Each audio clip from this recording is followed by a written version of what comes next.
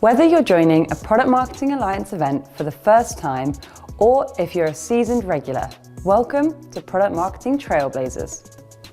We have an awesome selection of innovative content lined up for you this week. But before we dive in, I just want to say a huge thank you to our sponsors, speakers, and you, our lovely audience, for joining us.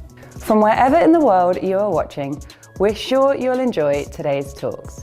To get the most out of these sessions, please ensure you're sharing your feedback and asking your questions in the comments section for our speakers to answer. Each of the recordings from today's sessions will be added to our on-demand library.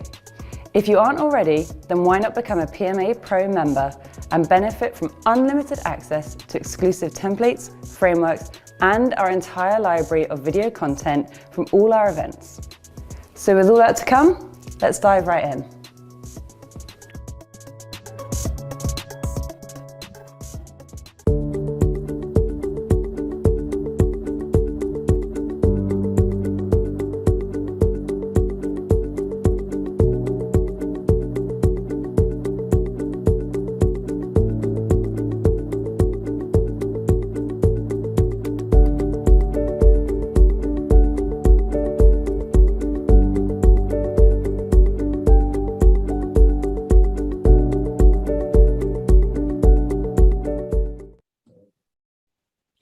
Hello, everybody, and welcome back to Product Marketing Trailblazers. Hope you enjoyed the first session this morning. We've got another jam-packed session for you now, beginning with the lovely Kelly Anderson, who is the head of product marketing of user protection services at Google Cloud.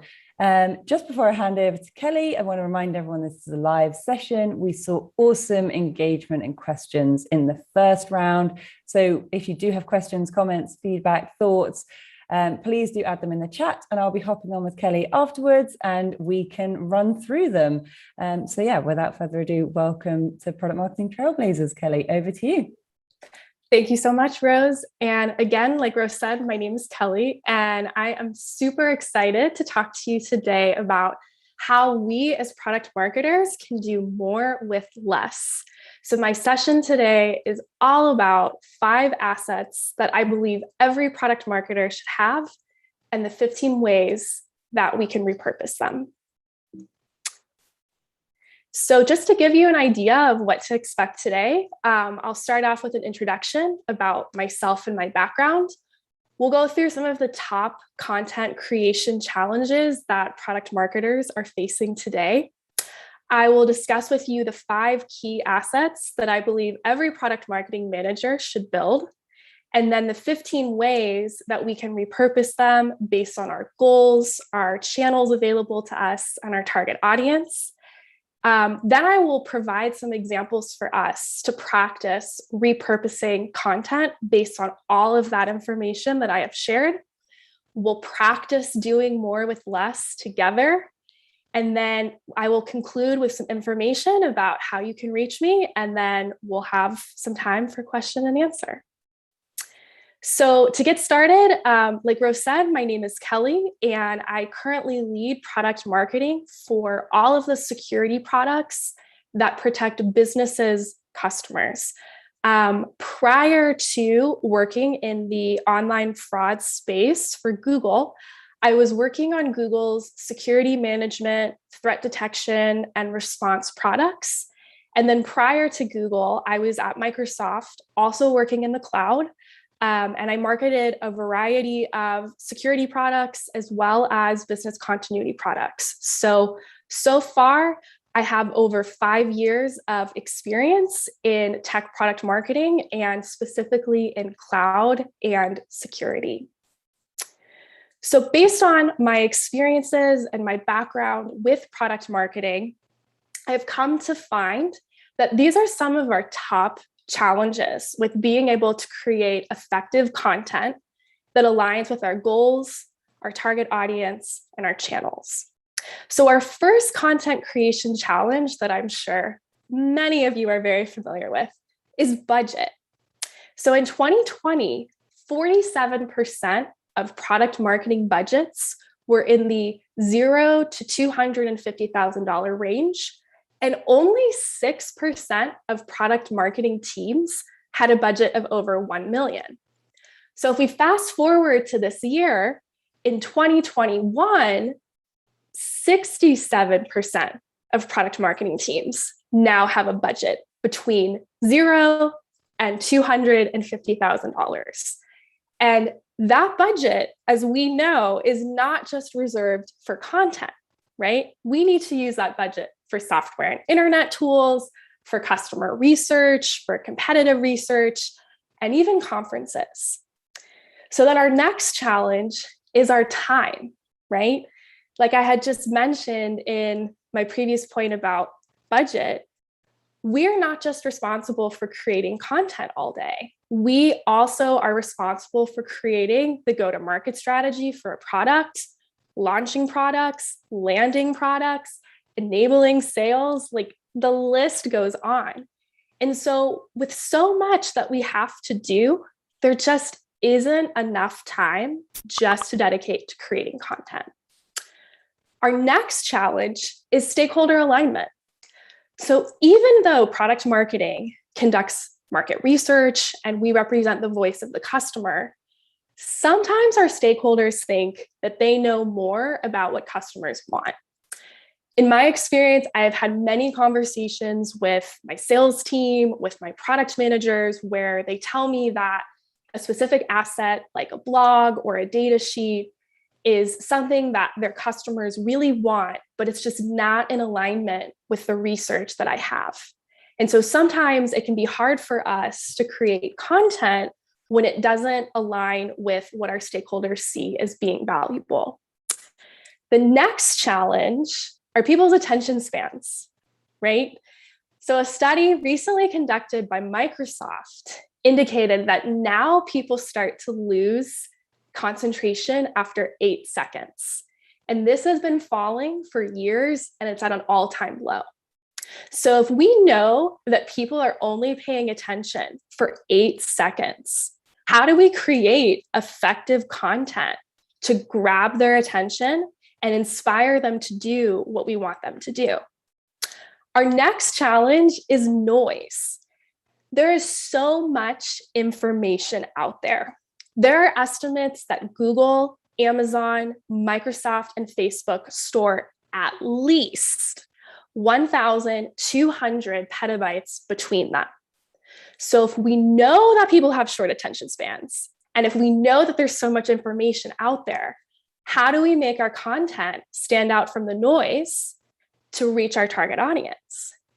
And then the last challenge that we face with creating content is promotion. There are so many different channels available to product marketers. We have social media, we have a web page, we have events, we have press articles.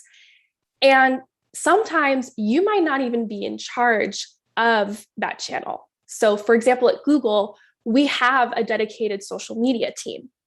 So if we don't own the channel, or if we're not aware of all of the different channels available to us, how do we get our content to our target audience? What if I told you there was a way to build effective content within budget that would be easy to promote, excite your stakeholders, and engage with your target audience? I hope many of you are feeling like this meme right now, because we do have some answers. To help us with all of the content creation challenges that I mentioned, I believe that every product marketer should have these 5 key assets in their bill of materials. And these 5 assets are a customer-facing pitch deck, a data sheet, a customer reference, a high-level product overview video, and a web page. So let's get into these 5 assets and the 15 different ways that we can repurpose them. Now, I want to preface this with 2 things.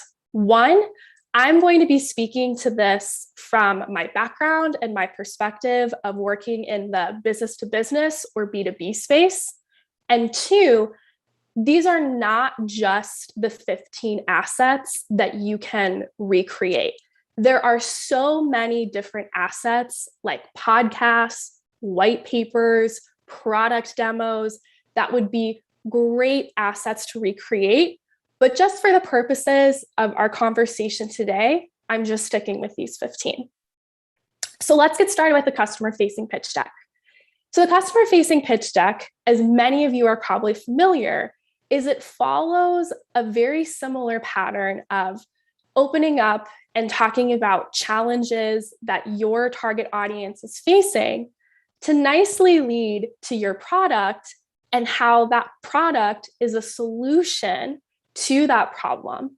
And as you progress on your customer pitch deck, you start to get into the specifics of your product, whether it's a feature, you're talking about a roadmap, you're talking about pricing, you're talking about customer references, you're talking about upcoming events, you name it.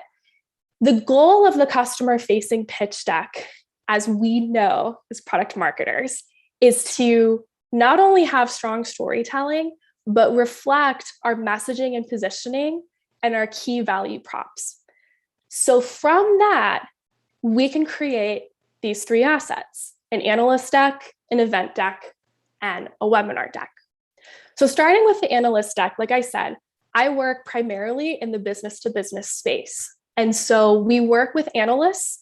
You can think of them as third-party consulting firms to write papers, not only about my products, but also about products that play in that space as a way to help businesses understand what is the best product for their business. And so because that customer-facing pitch deck is rich in so much information, it will be very easy for you as a product marketing manager to take most of that content into an analyst deck, but just make very slight tweaks to it. Maybe this particular analyst cares about a specific feature or a specific thought leadership theme or a specific moment in time. But because you have 80% of the content already produced in this customer-facing pitch deck, it should require very little effort and very little budget for you to flesh out the remaining 20%. Very similar approach for an event deck, right? As I'm sure many of you are familiar with, a lot of times there are first party, so your company will have events. You will also attend third party or industry events, or the event might be defined as your actual product launch. And so you can take, again, all of that richness, all of that goodness in your customer-facing pitch deck and appropriately tailor it to whatever the theme is for that particular event. So for an example, since I work in the online fraud space, I have a customer-facing pitch deck all about how my products protect against online fraud and abuse. But I might have an event that is focused and tailored around protecting against credit card fraud or protecting against fraud for retailers during the holiday season. And so I can take the existing material that I have in that deck and just word it and position it so that it is a solution or it is aligned to that particular theme. And then same thing for a webinar, right? A lot of times we as product marketers have webinars as part of launching our products and getting all of the goodness about our product or features out into the market. And so maybe for this particular webinar, you're doing a deep dive on some pricing changes. Maybe you have bundled your product with other products in your organization. Maybe you are integrating your product into a product that is third party. And you want to make sure that your customers know what's going on and are going to be successful with that integration or new bundling. And so that customer-facing pitch deck, it already has pricing information. So you can just drill deeper into it for your webinar deck. So let's move to the second asset that we can repurpose, which is a data sheet. And again, I think many of you as product marketers are very familiar of the formatting of a data sheet. So a data sheet is usually anywhere from 1 to 3 pages tops in length. And very similar to the flow and the format of a customer-facing pitch deck, it starts out with problems, challenges. This is a great space to throw big numbers, like those startling statistics, because of the spacing. It really draws your target audience in, seeing those bold numbers, those bold claims. Then you nicely move into how your product is a solution for it, anything that's especially differentiated, and then you close with a call to action. And so what's great about a data sheet is that the customer pitch deck can be way more pithy, can be way more lengthy because you have much more space. But the data sheet, you have to be very pithy, right? You just got to jump to the point, explain the value of your product, and continue moving forward. And so because you have such concise content, it's very easy to translate that into a one-pager. So let's say, for example, you have a data sheet going through everything I mentioned, but you want to have a one-pager but is unique to a specific event or a sales meeting that one of your sales representatives will have with a bunch of executives. You can pull all of that goodness that you have on your data sheet and then make it specific towards the theme of the event and how your product is working to be a part of that theme for the event, or how it is in alignment with what these executives at the meeting, briefing, inquiry are looking at. Same thing with an FAQ, right? Data sheet, again, we're really concise on the information that is presented here. And so with an FAQ, this is either something that you're creating for your sales team to be prepared for questions that they will have from customers, or these are questions that your sales team questions that your sales team will get from customers, or questions that you are preparing your sales team to potentially get from customers. And so what's great about the data sheet is you could essentially just take what is in the data sheet and reformat it into a Q&A format. And this will save you a bunch of time from having to go and make a new FAQ. Competitive battle card, right? I think, especially in the enterprise space, one of the most common questions my sales team gets is, how are our products different from blank, or blank has this feature, does our product have this feature? And what's really great is that our data sheets should have, right, those key features, those key things that are differentiated about our product that would make it really easy for us as product marketers to pull those highlights out and then map it to, okay, this is what our competitors are doing, and here's how we rank against that. And then lastly, for the data sheet, a newsletter, right? We know that people have very short attention spans. I imagine you and your customers don't enjoy getting long emails. And so what's nice is you can take the information that's on the data sheet and reformat it so it's short, or you could do a series of newsletters where you just take one chunk of the newsletter at a time and repurpose that into one newsletter or a series of newsletters. So our third asset is the customer reference. And probably like a lot of product marketing managers, this one is my favorite. And the reason why is one of the key elements, I would say, for success for our role is our storytelling skills, right? But it's so much more powerful when we have a customer that is telling our story and echoing the value of the product than just our company talking about it, right? And so with a customer reference, we actually have someone to be that voice of the customer. And the first way that I want us to think about using this customer reference is with a blog post.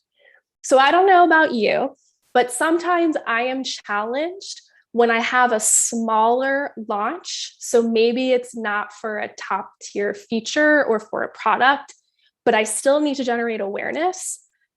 It's not strong enough to just have a blog post on its own. And so one of the things that I will do is I will take an existing customer reference and I will weave that story into the announcement blog post. A customer reference is also great for a blog post where if you just need to continue to reiterate, right, drive that awareness in the market of your product's value prop, instead of feeling like a marketer, you're just saying the same thing over and over again, you can have a customer be that voice that is echoing what you're saying. We can also use a customer reference as a quote for a website. So think about how powerful, right? Think about the experience that you're going to create for your customers when they go to your product webpage and they see a well-known or a well-respected brand associated with your product, right? It's going to do so many things for them. It's going to give them peace of mind. It's going to give them confidence. It's going to give them intrigue. Like, maybe they'll enter the contact us form, sign up, get top of funnel, you'll get a new lead. Like, never underestimate, even if it's small, the power of your product being associated with a customer. The next thing that your customer reference can be used for is a press article, right? We know that when we're getting ready to launch products, we can work with journalists to work with them in advance so that they will write a story to amplify our announcement when the product launches. But just like we as marketers love to tell stories through an actual customer, our partners in the press love to do the same thing. And so you can give them a customer reference to either include those customer snippets in the press release that they're writing, or you can have them reach out to that customer altogether and they can do an interview with that customer for your launch.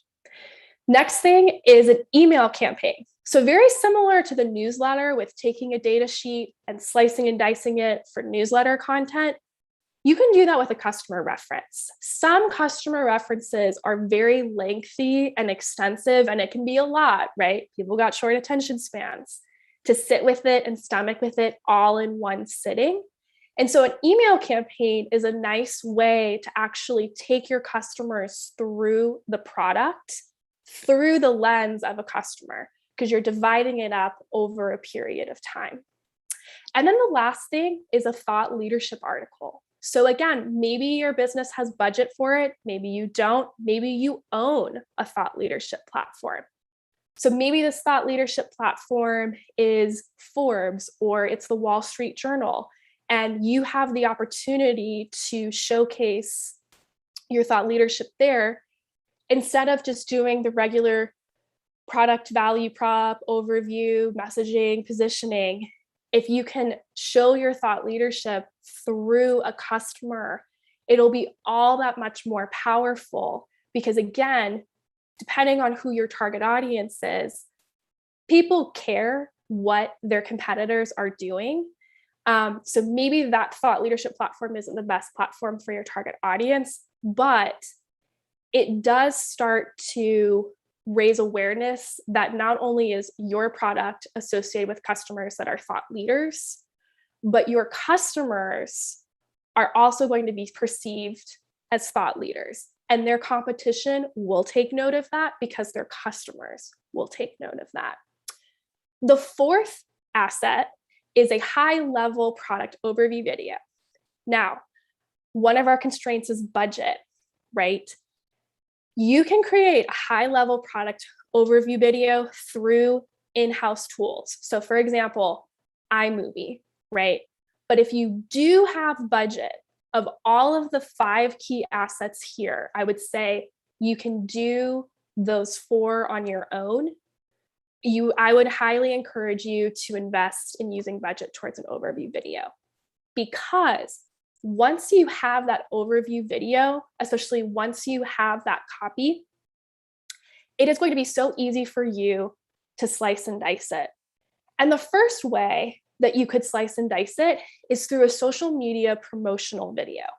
So what I mean by that is I have experience, and I know I get this feedback from my social media team, that any type of content that is engaging, people can watch it, people can click it, they are much more likely to engage with whatever you're promoting. And so maybe they won't watch the full 1 to 2 minute overview video, but they will definitely tune in for 10 seconds of that.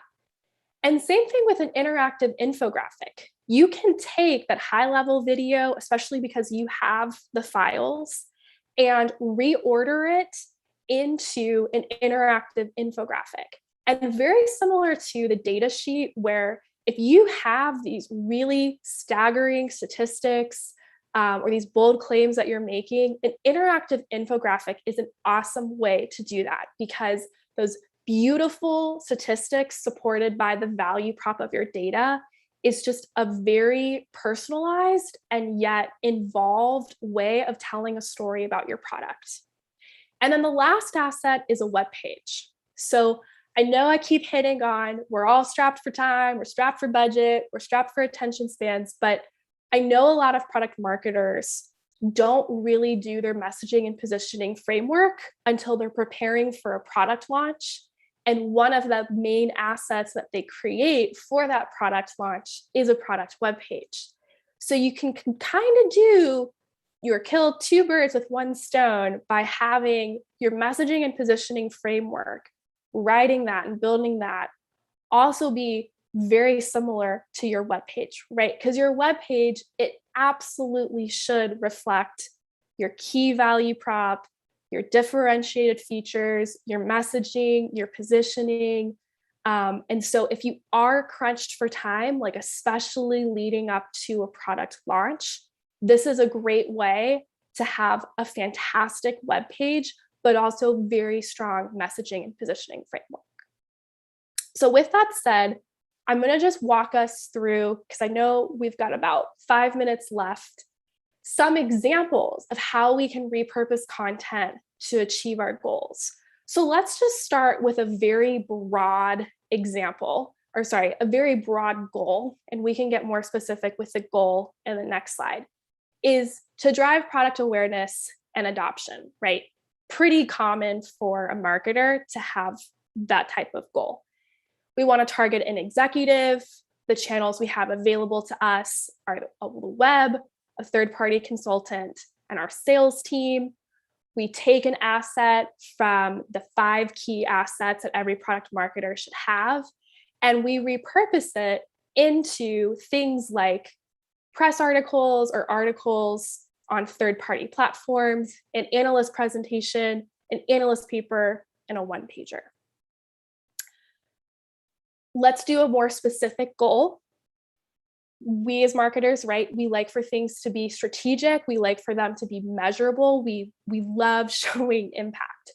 So this goal is to add 300 new leads to the existing pipeline in Q2. And so for this example, we now want to target the user of our product. And so the channels that we have available are email, web, and events. And not only from those 5 key assets is it a one-to-one mapping, right? You have this key asset, you can repurpose it one way, but you can take those 5 key assets and also repurpose them multiple ways. And so we see that here with this example of the customer-facing pitch deck. You can make it a gated white paper, you can make it a gated infographic. Same thing with an event. You can take that customer-facing pitch deck and make it a deck for a session, or you can take that high-level video and make it a product demo at a booth, and assuming both require registration. So these assets help with your goal of getting new leads.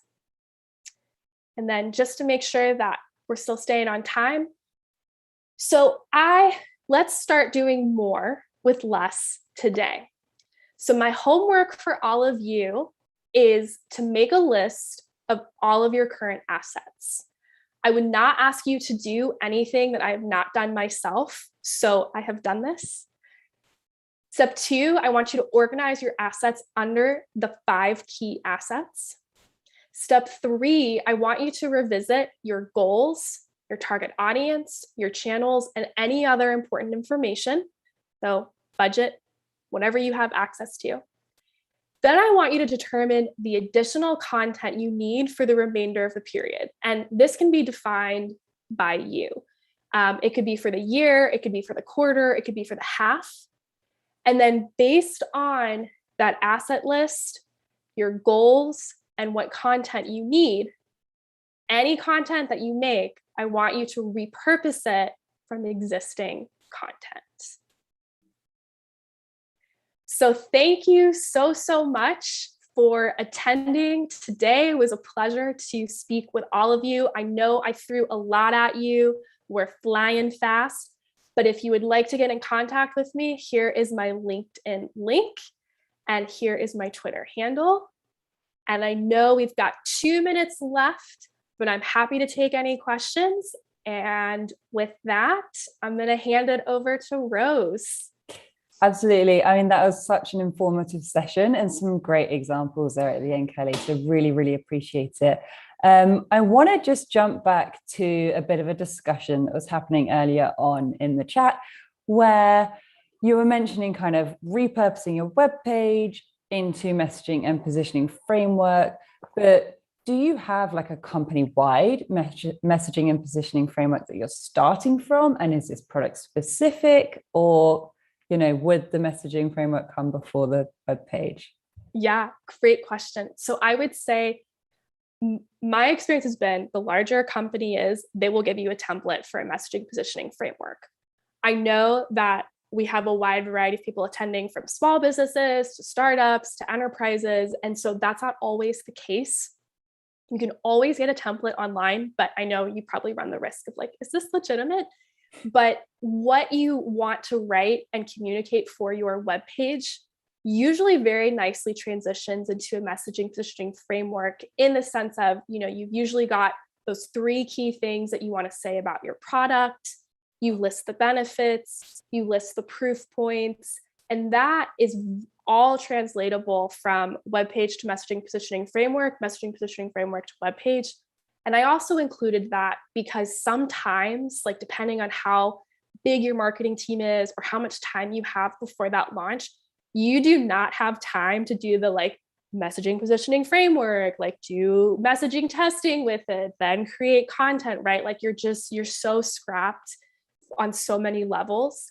And so that's why, if you're like, I just got to get something out there, start with the web page and then use that as your template for messaging and positioning. And then you can always go back in after a launch and refine it and revise it. Yeah, absolutely. And kind of on that same thread, we've got a question. It's like, how often should you be updating these core assets? And should all edits go through a single product marketer, or who can kind of own and update these? Yeah, great question. So you should update your 5 key assets in alignment with how your product changes. So like, no news is good news, or you should update it if your messaging changes, right? Like I know from my experience, I did market research or I did messaging testing, and I did that after I wrote something, and what I wrote was way off. Like I did it in the wrong order, and it was way off. And so I had to go back and revise my messaging and then revise my assets. So if your messaging research changes, or if your product changes, go back and update your assets. Some great advice and an awesome session. There's lots of lovely comments. If you want to jump in to the LinkedIn chat, I would recommend it. But yeah, thank you so much, Kelly, for joining us and for sharing your wisdom. And stay tuned, everybody, because we are going to be right back with another session. Thank you so much.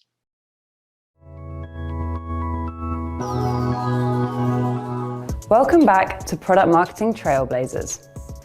We're about to join another awesome talk. But just before we do, I want to say a huge thank you to our sponsors, speakers, and you, our wonderful audience, for making this event possible. With expert presentations and specialist talks on the agenda, you are in for a real treat today. Please ensure you're sharing your feedback and asking all questions in the comments section of the video, as our speakers will be answering them throughout the day. After the event, a great place to continue the discussion is in the PMA Slack community. So if you aren't already a member, hop on over and join the conversation. And if that's still not enough, then why not become a PMA Pro member and benefit from unlimited access to exclusive templates, frameworks, our entire library of event content, and much, much more. So with all that to come, let's dive right in.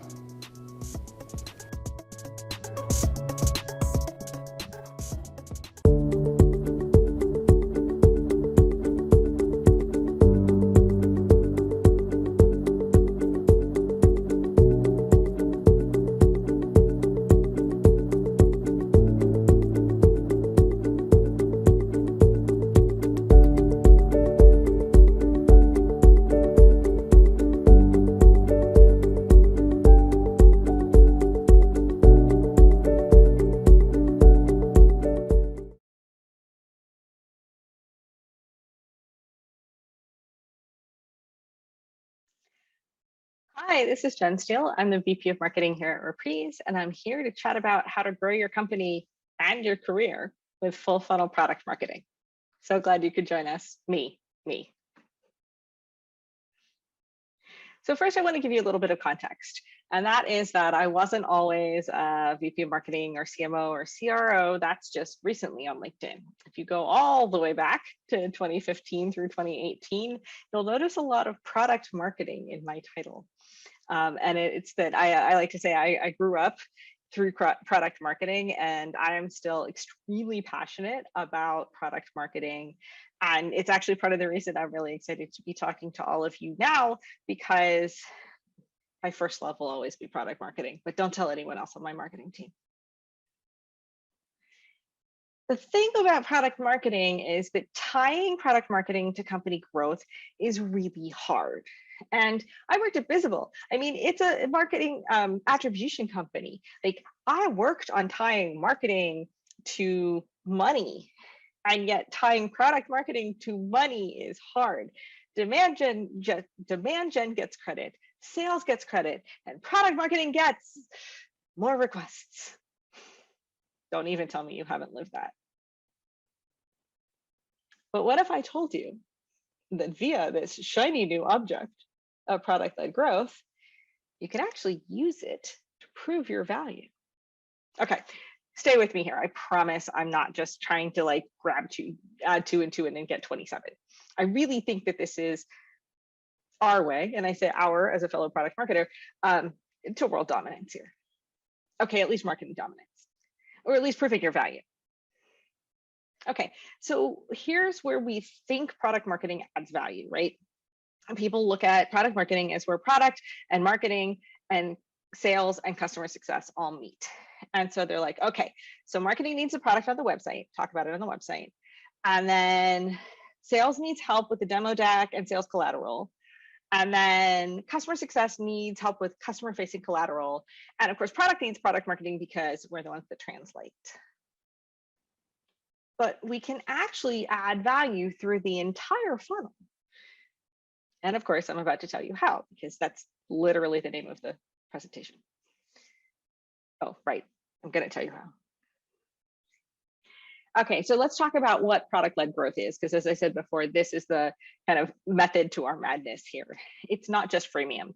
I may have claimed it was freemium a lot in my career, but what it is, and I'm quoting OpenView on this because they've done a ton, Kyle Poyer especially has done a ton of thought leadership here. PLG is an end user focused growth model that relies on the product itself as the primary driver of customer acquisition, conversion, and expansion. And so the concept is you use your product at all funnel stages to grow. Okay, so I'm going to actually step down that funnel. So let's talk about awareness. So the goal of awareness is to provide educational content and build awareness that there's a problem. It happens to be the problem you solve. That's what you do. And so your role as a product marketer, you provide the educational content and show your product doing it. And what I mean by this is, so your content team has a content calendar, has a content map. And so you can suggest ways in which that hey, wouldn't it be great to, if you manufacture widgets, for example, you're just like, hey, people use our widgets to do this thing happens because they don't know that other thing. And if we provide educational content about that other thing, we can show a widget doing it. And Visible actually did a great job of this. Interestingly enough, it wasn't me per se. I mean, I obviously helped it and enabled it as VP of product marketing, but it was actually the VP of growth who did a ton of webinars. They would talk about something, they'd have a customer talk about something, and just every screenshot to illustrate it was our product. We didn't say it was our product.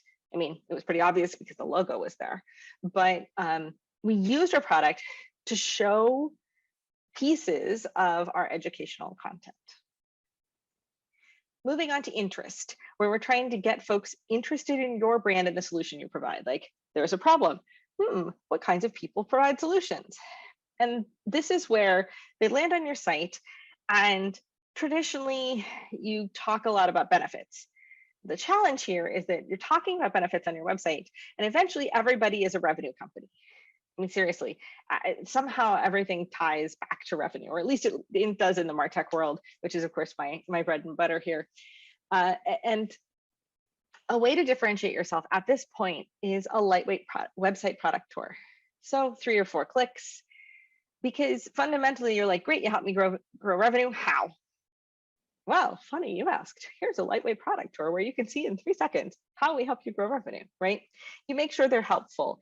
These are actually, we have screenshots here of Pendo, and I was actually talking to their CMO earlier today, and he has a product tour for everything on that site, and they've seen truly stunning results. Intrinsically enough, those product tours actually lead to higher demo requests and lead to higher freemium signups, because people want to know how. They want to get interested, and product tours, helpful product tours, help. Well, who better than to know what pieces of the product to show but the product marketer who is telling the product story from the get-go. Consideration. We want them to take action to communicate with us and start thinking about our product specifically. So the website product tours help, but then it's like, but will this work for us, right? Hello, free trial or free version of your product. It might need to be a lightweight interactive experience. It could be website tour plus, but fundamentally, you're using your product to suck them in, to take more action. If you sign up for a free trial, you'll see how it integrates, right? It's beyond just like clickety click. It's, oh, okay, they can integrate with my Salesforce, or okay, so this integrates with my widget. But you, as product marketing, shape this story. And by that, I mean, work with the product team on the free trial or the free version and say, what are we designing this for? Who are we designing this for? Does it drive to goal, right? Do we keep tripping over this question here of, but will it integrate with my stuff? Okay, cool, then we need to deal with integrations. Or do we keep tripping over some other question? Cool, we need to deal with that. Let's push that in the free version. Let's make it easy in the free version. Let's put guides in the free version. Like, there's things like that. Okay, then intent. So it's like, okay, so I've been educated. This is interesting. Oh, it does work with my stuff. I need to act now and talk to sales. And it comes back to the same thing I was talking about with in-product guides, story and messaging. You want to highlight solutions inside your product. You want to drive them down the funnel. You know the journey. And then work with demand, right? Nobody knows better than product marketers that we are not an island, right? We are the most cross-functional folks other than, I think, the CEO in the entire company. So work with demand, because they also know how to nurture. So talk to them about how to nurture inside the product or using your product to nurture. Talk about, are there opportune places for call to action for an upgrade, whether that's a credit card upgrade or to just request a demo, right? Reach out to sales, do a live chat. There's a lot of things you can work with demand on from the product perspective. And then of course, signals to create product qualified leads. And sometimes you have to work cross-functionally with customer success, some demand, and the product team, because customer success will know the sticky features. The product team will hopefully also know the sticky features, but demand will then be able to say, A plus B plus C equals a certain lead score. And now it's time to have them come over to sales as a product qualified lead or a PQL. Evaluation. Now we're finally getting sales to join the party, right? So in our last step, they raised their hand to talk to sales. And now sales is taken over, right? They're trying to drive folks down the opportunity funnel to close. What's your role? And it's interesting because at least as a product marketer, I was here a lot. I managed sales enablement. I owned the demo. I did a lot of things like this. And so I'm assuming many of you have the same thing. Like, demo deck is yours. What's the demo story? Well, what's the demo story? This hasn't changed. The only thing that has changed is that you're no longer telling the story fresh. Instead, what you're actually doing is you're telling the story to people who've already seen the product. And as such, your story has to change. And they will be highly dependent on you to really say, okay, so if they've seen this, what's going on? What's in their heads, right? What do I ask? What do I tell? I can't just go autopilot on my disco demo anymore. And then leave behinds. So you can actually use your product as a leave behind now because of certain products on the market that'll do product tours or things like that. And so I don't know about you, I have been one pagered up to here. Like, just, I call it wallpapering sales. Like, when you start as a new product marketer and the first thing that inundates you is all of the requests from sales about, like, I need a one pager for this, I need a one pager for that, I needed this one pager, I needed that one pager. And so some of the first things that I used to do when I'd come in as a new product marketer is I would literally call it wallpapering sales. So I would give them all the one pagers, get it, wallpapering. Okay, it wasn't a good joke. And so it was, well, and it was fine, but who used them? I mean, they'd throw them into a portal, they'd send them, they never used the tracking, so they never knew exactly who was using them and what they were doing with them. And fundamentally, half the time they were redundant to website copy. Why couldn't they use that anyhow? If you couldn't tell, I am not that fond of one pagers. And so being able to use my own product as a leave behind, where my sales team can just send a link and they can enable a champion with a 5-click product tour, I'm a big fan. Of course, they are dependent on my team and the sales engineering team to put these together for obvious reasons. Bridges. Product marketing, it's interesting because to some extent you're just like, what do I have to do? It's procurement, it's whatever. But if you're not thinking about close as a product marketer, if you're not thinking about how to drive revenue, and yet you have that weekly or monthly meeting with the product team about roadmap, are you doing your job? I think you should be thinking about what closes the deal. You should be listening to demo calls and finding aha moments, right? And so, or hearing a wish list. And so closing the loop on those roadmap contributions directly maps to revenue, directly maps to purchase. And then of course, what's the product story, right? What people like buy relationships, they buy this, they buy that, they don't buy products. But fundamentally, you're trying for purchase and adoption. You're trying to get people to understand things. Think about it in context of the overall product story across this customer journey that you're trying to tell with your product. And lo and behold, you will be helping close. Finally, expand, upsell, and cross-sell. It is time for the customer team to shine, and the goal is more money. But of course, product marketing is here too. As you already know, you're one of the routes for customer feedback, absolutely. And many of us have to do customer enablement, right? But so there's obviously customer enablement, product launches, you use your own product for things like that, but also communicating value inside the product. For example, showing disabled features they may want to use, like help identify those, help the product team to call them out, help the customer team to call them out. And then of course, work with your demand team on signals to create expansion PQLs, right? Oh, A, B, and C means probable expansion. So how do you measure this, right? Because this is like, I actually think you can't manage what you don't measure is BS, because I come from product marketing and it's really hard to measure, and yet you can manage it. Ha, who knew? But if you are contributing to every piece of the funnel, for the top and middle, the marketing piece of the funnel, you can use your demand measurements and you can isolate areas where you contributed. If you've got an attribution solution that can attribute to individual pieces of content, you can say, we use the product in these 3 pieces of content and that generated this much revenue or this many MQLs or whatever those demand measurements are, right? If you've got website product tours, you can talk about product tours and tying those to revenue, the free version and tying that to revenue. All of a sudden, you're talking about growth through the product. Product marketing is massively involved, and you can use normal marketing metrics. Yeah. And of course, on the bottom of the funnel, you use demo tracking metrics or leave behind tracking metrics, right? So talk to your sales team, find out how they're doing it. Not every sales team is, but you can also just talk about, okay, things with this demo deck led to this close rate versus that. You can talk about the leave behinds, and if you're using your product in those, can you tie them to sales? You know, you can really do that. The tofu and mofu are honestly a little bit easier because marketing measures itself 6 ways to next Tuesday. So here we go. PLG, more product marketing influence. And if you're driving growth with your product, you're getting results. If you're getting results, you're growing your career. Thank you so much. This has been so much fun. Please let me know, reach out if you've got any questions. I obviously have a passion for product marketing and product-led growth, and I am more than happy to talk about how to tie yourself to revenue and how to grow your company and your career that way. Have a wonderful day.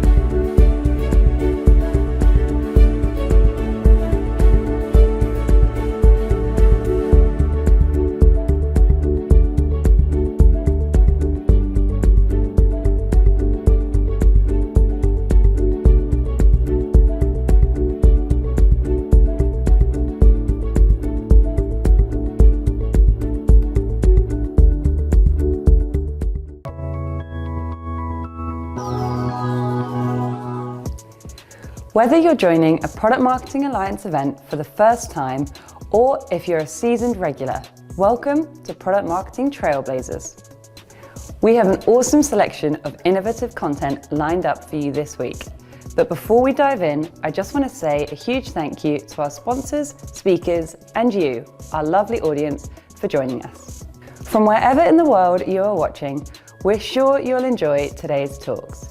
To get the most out of these sessions, please ensure you're sharing your feedback and asking your questions in the comments section for our speakers to answer. Each of the recordings from today's sessions will be added to our on-demand library. If you aren't already, then why not become a PMA Pro member and benefit from unlimited access to exclusive templates, frameworks, and our entire library of video content from all our events. So with all that to come, let's dive right in.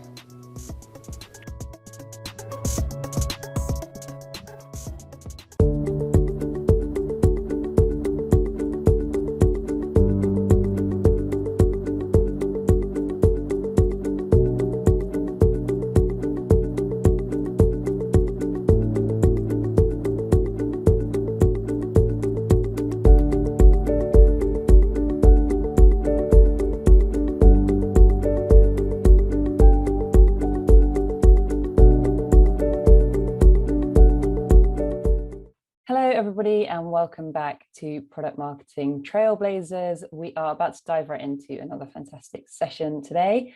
I am joined for an in-depth fireside chat discussion with Ryan Goldman, who is the Vice President of Product Marketing at SoundCloud. And today we're going to be talking all about the product marketing super strategy.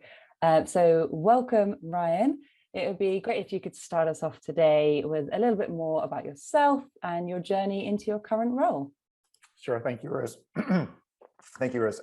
So yeah, ending up as a consumer product marketer is not in any way necessarily what I planned for myself, especially after years doing enterprise B2B product marketing. And even before that, frankly, my resume looks a little bit weird in that I spent the better part of a decade in Washington, D.C. doing policy work.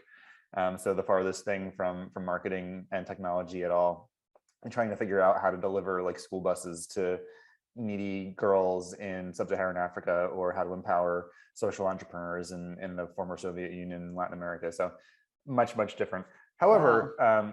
It's one of those things where, like, as a product marketer, there are lessons to be learned in every context. And so, in terms of how my career started and where it is now, I love that meme, like how it started, how it's going.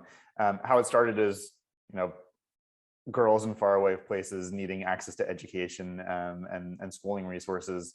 How it's going now is not that different, right? The thing that product marketers need to think about always is beneficiaries, whether it's users, whether it's customers, whether it's developers, whether it's other organizations. Ultimately, it's all about beneficiaries, the people who are going to actually try and derive the most value from your product, whatever your product may be. And it's another challenge for product marketers, is to think about, like, what is the actual product? Sure, there is the feature or there's the offering, but that may not be the product. So, I really took away from that experience working in international development and NGOs, this idea, like, you always know who your beneficiary is, always know what the product is in terms of what they're using and the context in which they're using it, and how they need to understand how value is derived. So taking those skills and those observations about beneficiaries and actually moving them over into the business world, I started my tech marketing career at a company called Cisco. And as you imagine, it's a world different, right? At the time, Cisco was the biggest enterprise software company, or enterprise hardware and software technology company in Silicon Valley. And the beneficiary is harder to understand.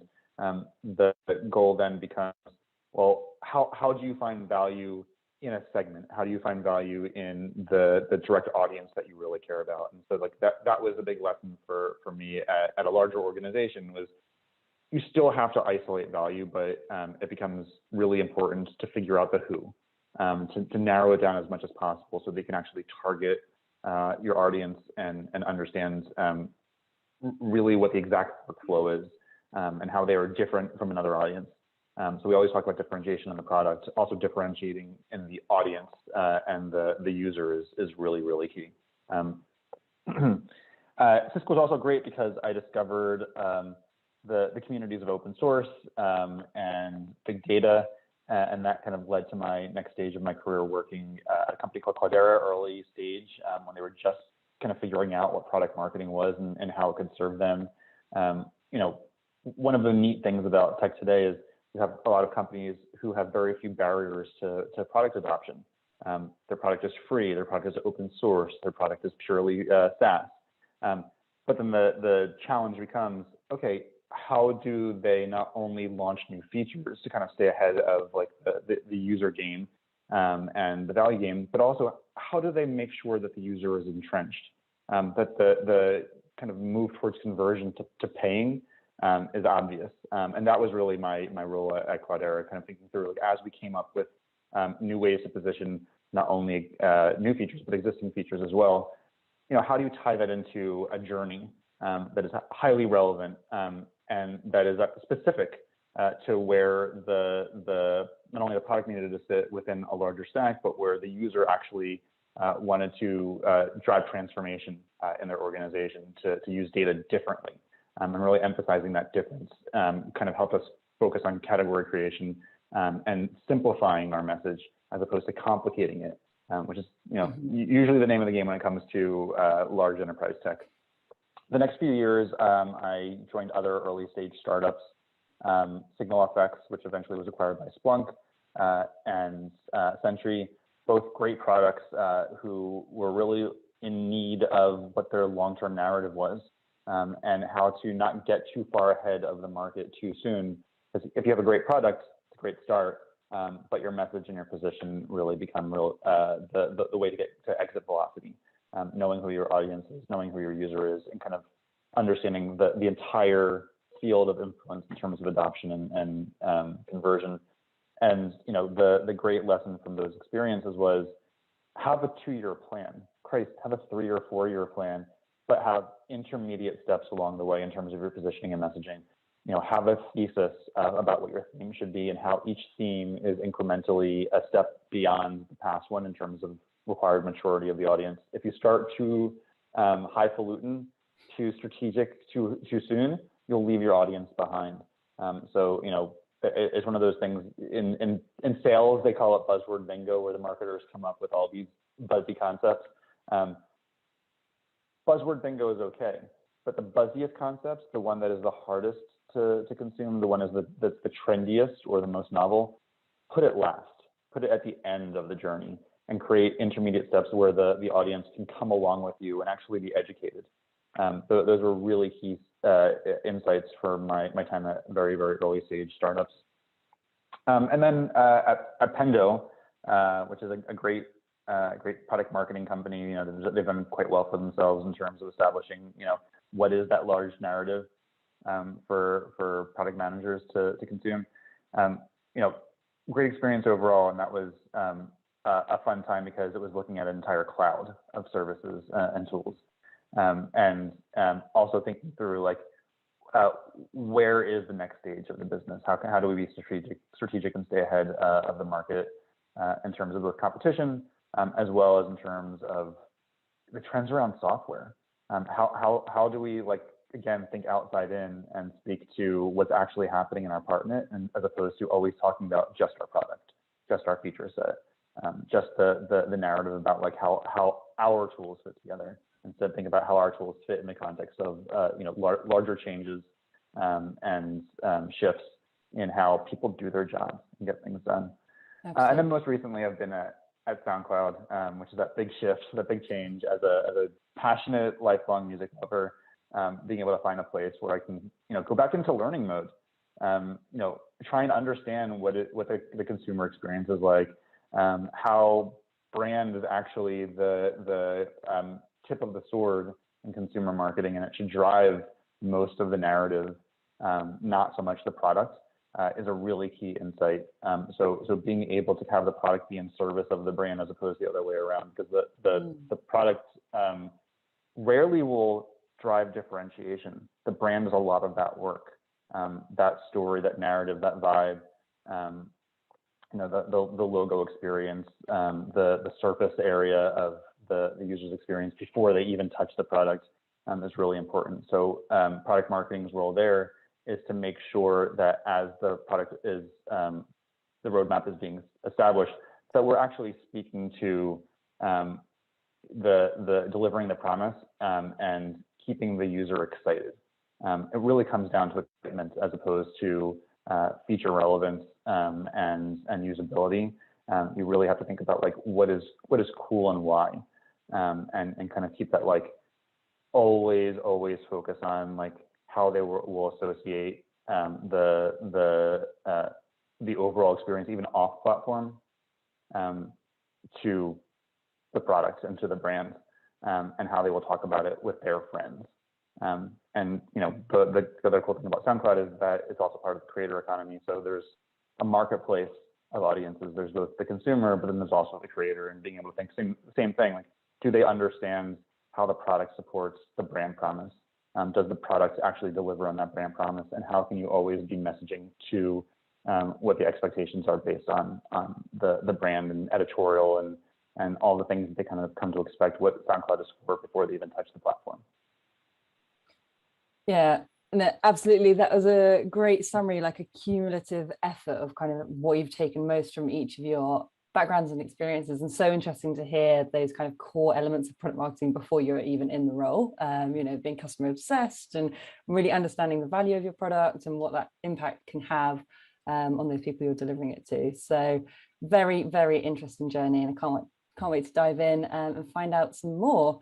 So yeah, obviously here at the PMA, we are advocates for the clear strategic role of product marketing. But as you touched on several times, in that it's not always super obvious, even to product marketers themselves, the role they play within their org.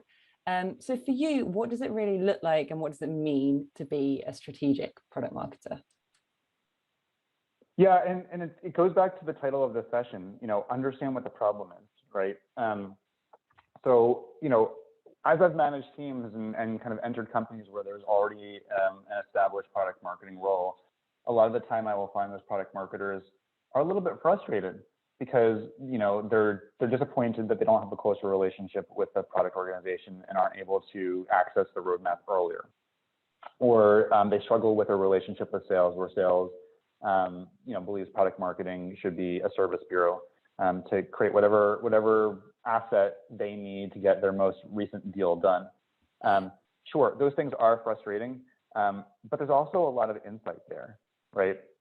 So if you think about the problem, it's that the product marketer feels like they're getting too late access to the roadmap so that they can't influence it, or that they are not getting ahead of what the messaging and the positioning and the overall kind of strategic enablement should be for the sales organization. They're just kind of like being reactive. That also speaks to where product marketing should think of itself and not only how the stakeholder should think of us. We need to have some level of hypothesis. Like, we need to actually come to the table not saying, why didn't you let me into this process earlier? Why didn't you be more curious about what your customers would need? Instead, the product marketer needs to say, like, okay, what is the actual biggest problem that we can solve on behalf of the market using the resources that we have, which are product and sales a lot of the time, or brand in some cases, editorial content in other cases, and build those hypotheses. That is where strategy comes from. It's a thing that product organizations, especially ones that have product operations, do really well, and I think product marketing can actually learn quite a bit from it. It's to say, okay, like, what's the problem to solve? Where, if we actually got ahead of these things, if we addressed them full on, it would not only help our ability to drive adoption and consumption and conversion, but also lifetime value, readiness, differentiation, all those things that we actually think about as our core metrics. And what should we do in order to achieve it? Like, what is that big idea?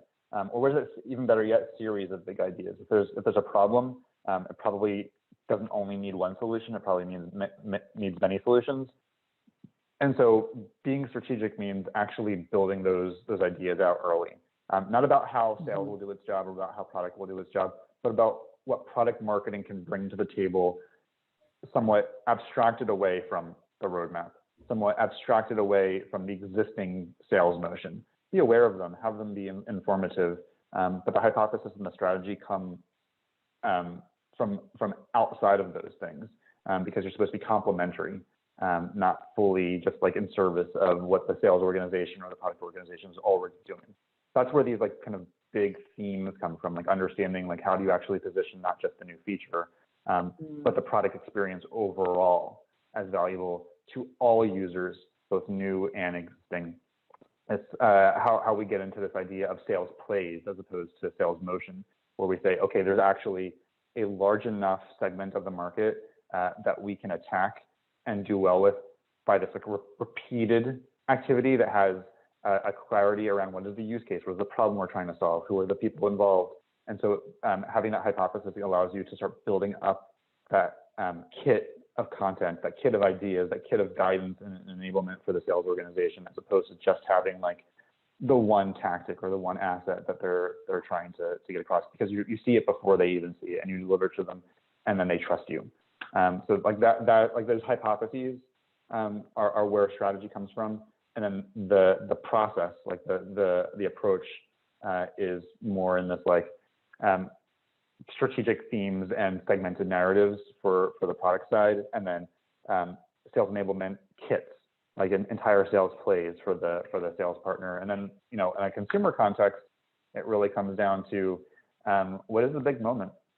You know, if I have to think about what we already know about the market's needs and what our competitors are doing, and, you know, the nice thing about consumer is like there's so many users that you always have a sense of like how they're feeling, because you can just like look at Twitter or look at Reddit or even like follow the industry press, because they're not only reporting on new features, they're also reporting on like the tone of the market and the attitudes of the market, especially when it comes to things like music consumption, and really thinking through like, okay, what do we need to do to drive a transformation? We always have to think about like what, you know, we can't come up with a completely new brand. It is a different team's job. You know, we're not designers, but how do we start to drive a process around the brand thinking differently for its next wave about what's important here and where value is derived, and start to kind of think about like you know, what is the new feature set and the roadmap in service of, and that can be very, very strategic, and it draws closer to your core partners, the ones who rely on you to kind of come up with those early ideas. Yeah, no, absolutely. That's something I hear all the time. Product marketers really like thriving in that role as the connector between many different departments, and kind of having that like luxury of having the overview of kind of the sales side, the customer side, the product side, and being able to kind of distill it all down and make it useful, I guess, for everybody else that they're engaging with. And that distillation is really important. You know, I tell my teams all the time, your job isn't to only listen. It's not only to kind of like pull up to the buffet and taste a little bit of everything, and then, you know, come back to the buffet the next day and taste a little bit of everything again. Your job is to digest. It's to take all those inputs and then figure out how to synthesize a new idea out of them, not just repeat back what you're hearing, because there's too much information. And frankly, like you said, there's too much bias. Everyone not only has an opinion and an idea of what needs to get done, but they usually have some kind of like personal attitude about, you know, what would make them happy. And their happiness is not the goal. The customer's happiness, the market's happiness, the user's happiness is the goal. So really being able to kind of like distill those things down into the core of the journey and the direction and the thesis is truly the most important thing here. Yeah, no, absolutely. And you were mentioning earlier about kind of product marketing being in a great position to identify some of those real pain points across the organization. So I guess how can product marketers work to identify and also kind of overcome those issues? Gosh, I mean, it's a very big question, especially in the current situation where we're all distributed, or largely we're distributed in our organizations. We're not, you know, even if we live in the same city as the headquarters, we're not often in the office, you know, kind of rubbing elbows and talking to each other. So it is harder than ever. you know, I think that finding the part of the organization that is closest to the actual experience of the user, and maybe even more importantly, the vision and the goals of the user is really key. So in large technical organizations, I find the best channel for understanding what's important is solution architecture. The people who are actually going on site with the customer and not just saying, okay, how do we implement the solution that you just paid $1 million for, but how do we actually think about future-proofing it against use cases that you have a vision for and that you have told us will drive transformation, but the product isn't necessarily built for today. Like getting those insights about the direction that the product can and should go into and how much it's worth to a series of customers and kind of pattern matching across those solution architecture ideas is really useful. And like that is from my experience, the golden vein, like the part of the mountain that has the most value. You know, if you think of input and direction as a mountain, you know, finding that golden vein is really, really key. On the consumer side, it's a little bit trickier because things move so fast and there's so much input. There's so many customers. There are so many places to find information. I actually find it to be really useful to talk to partners in that case.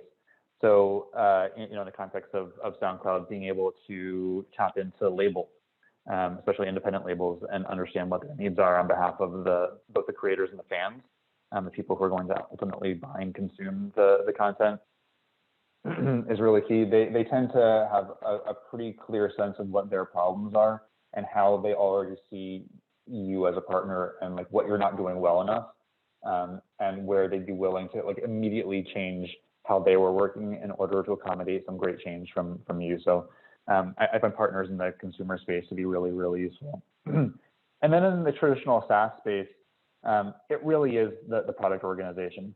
You know, I find that SaaS has also unlocked product thinking in like really valuable ways. People tend to be, you know, more aggressive about like doing that like Amazon PR exercise before they start building anything. They tend to be like much more aggressive about launching you know, tests and experiments and alphas to try and, you know, gather information from the market based on an MVP versus, you know, a fully built product. You know, those folks have all kinds of great data and great insight. And what they're often looking for is someone to help them think through, like, how do you articulate the value? How do you like catch on to like what's truly important here?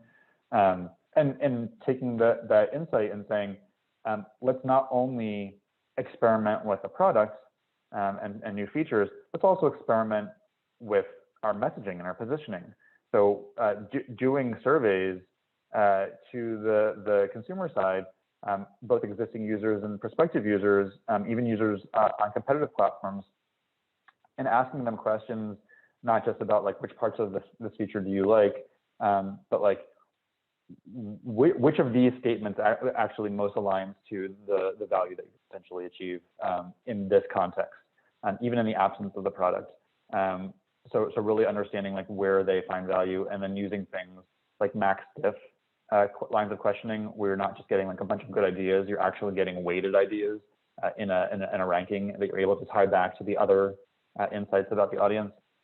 So like going to the market and asking the right kinds of questions, and doing the research beforehand as a product marketer to understand how to do great primary research, how to actually ask the right kinds of questions and structure a survey is an important skill. Yeah, absolutely. And we were kind of leading into it really nicely there about how this can really make a huge impact on your go-to-market strategy. But I guess, is there any other kind of ways that you think having this like problem-solving attitude as a product marketer helps your go-to-market strategy? Well, I mean, the other part of it is knowing whose problems you're talking about. It's another part of the title of the session is like, even if they're not your problems, understanding the problem is really key. And so like,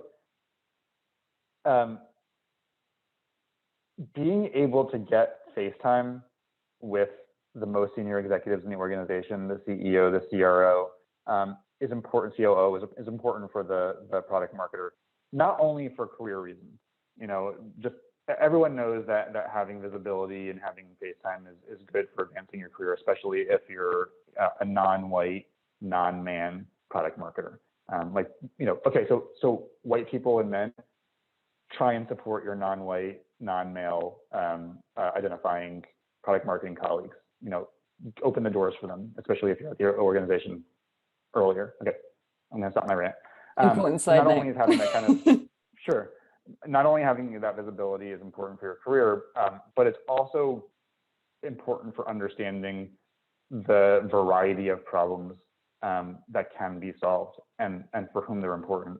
Because there is a part of product marketing, especially tied to enterprise products, enterprise software, about CEO marketing, executive marketing, where you're actually understanding the vision that the CEO has for the next stage or the next 2 stages or 3 stages of not only the product, but the market and how they believe, like as we say in American sports, where the puck is going in hockey. So not knowing where the puck is today, but where the puck is going to go in the future. In a lot of cases, the CEO sees the puck leaving the surface of the ice and like trajectory off into space.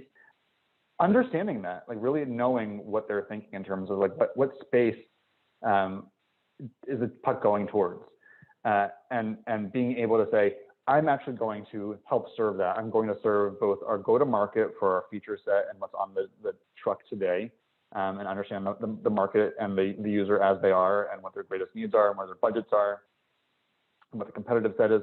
But I'm also going to understand the problem that we're trying to think about before it even happens. The one that's going to be maybe not the costliest, but the scariest and the most interesting, and the one that has the most like compelling insights around true transformation in the near and distant future, and kind of come up with ways to actually feed opportunities to the CEO, feed those insights into the market, not to mix them with your core go-to-market messaging. You know, you don't put it on like the front page of your website, because again, you know, if you're thinking 2 years out, you can't focus on only that because you will lose your audience. But finding the place for it so that like your 2-year plan is actually in service of something, and you're actually like almost creating the problems before they happen. If you name it, if you talk to the press and analysts about it, then there's a higher chance that it will become true, because they will be looking for evidence to support that hypothesis on your behalf. So really understanding like there's a problem beyond the current problem you're solving. There's also this future problem that you want your business to actually like move towards. And in some cases, it helps with category creation. If you're defining the problem before it happens, you're also defining the category for the solution. And that's a problem to understand as well. Yeah, no, absolutely. I love that. It's such a clever kind of big thinking view of like setting the scene for the category creation. Like you said, you can only solve a problem once it's there to solve. Very, very clever. Confirmation bias is a terrible thing and a wonderful thing. You can really take advantage of it if you know where it lives. Exactly. There we go. And obviously kind of touching on both your experience in the B2B and B2C product marketing spaces here, is there something that you think that product marketers working in those areas can maybe learn from one another? Oh, absolutely. I mean, so this idea that I said for the most valuable or a valuable activity from a SaaS product marketer is to do research and to survey the market. That comes from consumer. There are very few enterprise or SaaS product marketers that I know of, or product marketing organizations that are doing active audience research surveys around positioning and messaging. That is a practice that is heavily used in consumer, and should be even more heavily used in SaaS, because like the resonance of the right positioning and the right messaging is more key there than anywhere. I mean, in SaaS, product marketing is almost akin to brand marketing in some ways. So really being able to kind of drive that early message and have it be relevant and be suited to the audience is money. It's valuable to everybody in the organization. So like that is a definite skill. Like understand how to do audience research and how to do audience research in a way that actually leads to the right kinds of insights. So that's a really key opportunity for B2B that they don't practice today. And on the consumer side, what they can learn from B2B is be more structured. There is I have seen in my short time in consumer product marketing a general lack of structure in go-to-market overall. There tends to be such an emphasis on tactics and what content or project the agency partner is going to deliver, as opposed to frankly OKRs.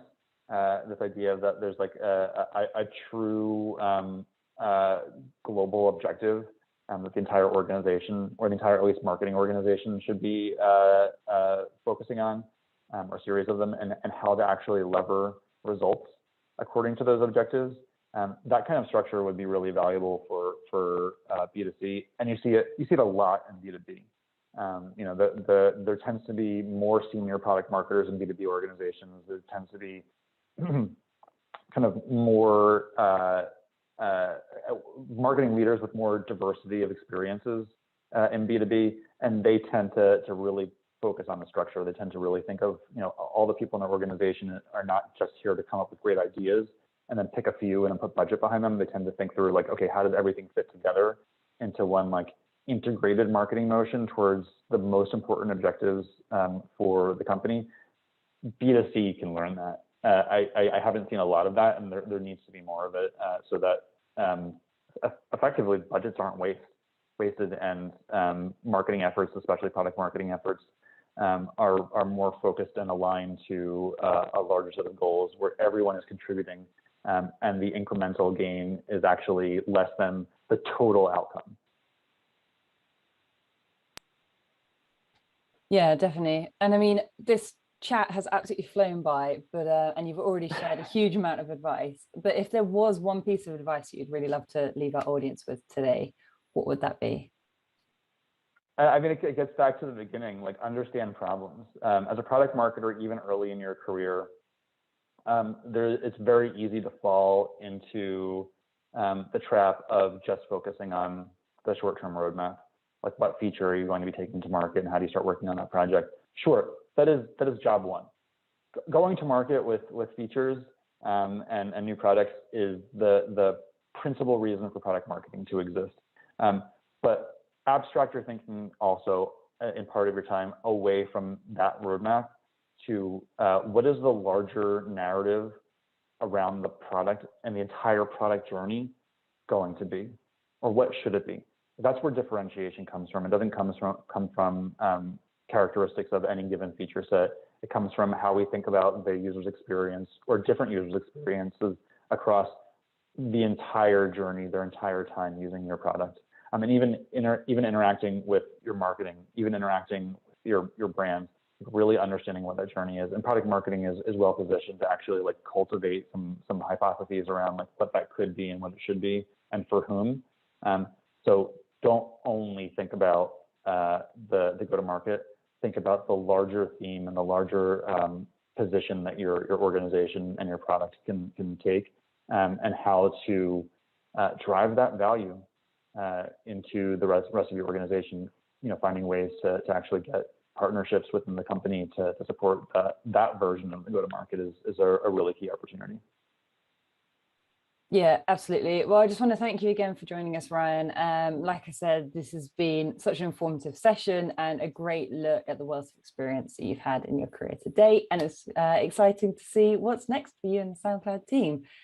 So yeah, thank you again. And if people wanted to connect with you further or had questions, what's the best way that they can do that? LinkedIn is always the easiest. You can find me on LinkedIn. Yep. Hit me up on other socials if you can't find me on LinkedIn, but LinkedIn is usually the easiest. Perfect. That sounds good. Well, everyone stay tuned, because we will be right back with another session at Product Marketing Trailblazers in just a minute. So don't go anywhere. Thanks again, Ryan. Thank you, Rose. Thanks, Product Marketing Alliance.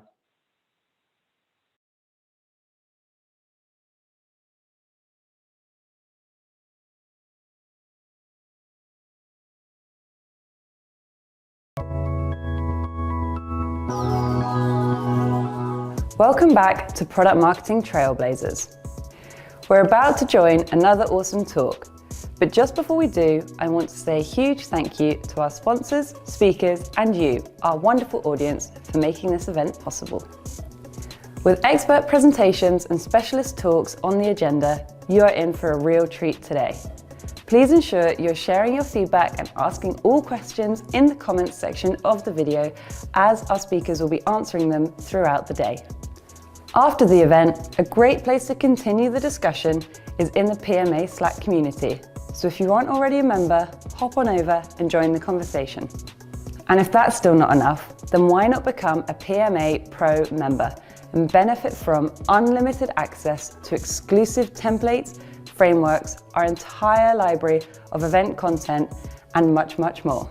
So with all that to come, let's dive right in.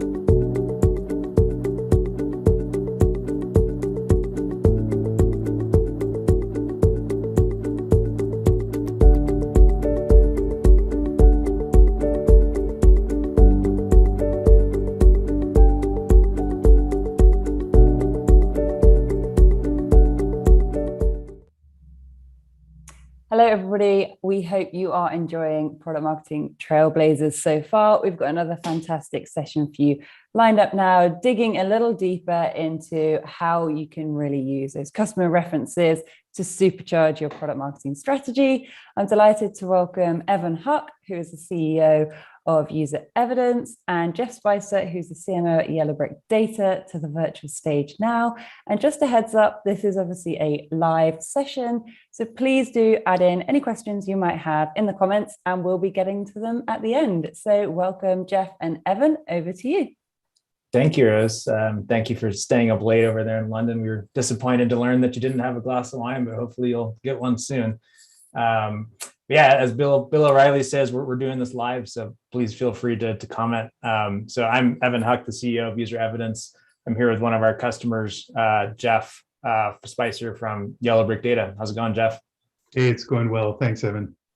Awesome. Well, thank you, product marketers, for attending. Today's topic, I think, is one that a lot of us can probably resonate with, at least at some point in our careers, being kind of the David, a smaller emerging vendor competing versus larger, huge vendors like Google and IBM and AWS and Oracle and folks like that. I think a lot of speakers have touched on it today. I think Kelly from Google actually had a great quote.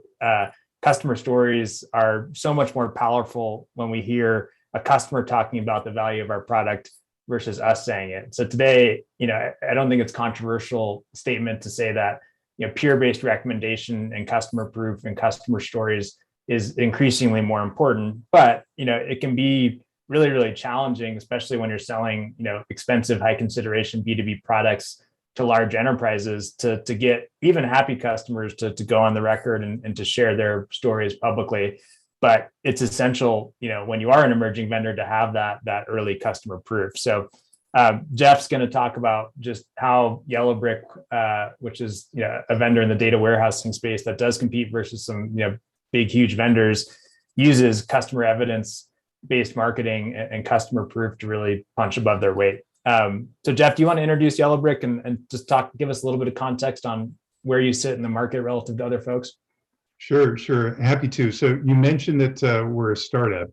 We've been around since 2014, and we're in the data warehouse space. So data warehouses, of course, are a form of database that are optimized for analytics processing. So businesses use Yellowbrick and other data warehouses for databases on the back end of things like reporting, business intelligence, analytics, all that sort of big data crunching that needs to happen to give businesses information about how they're performing, customer data, fraud, whatever they need to do that analysis in. The data warehouse space is kind of crowded, and in some areas it's mature. So all of the big legacy brands like Microsoft, IBM, Oracle, Teradata, they all have data warehouses, that some of which have been in market for 30 or 40 years. And then there's a crop of newer brands. Most people are probably familiar with Snowflake. So Snowflake came out a few years ago with a cloud-only data warehouse.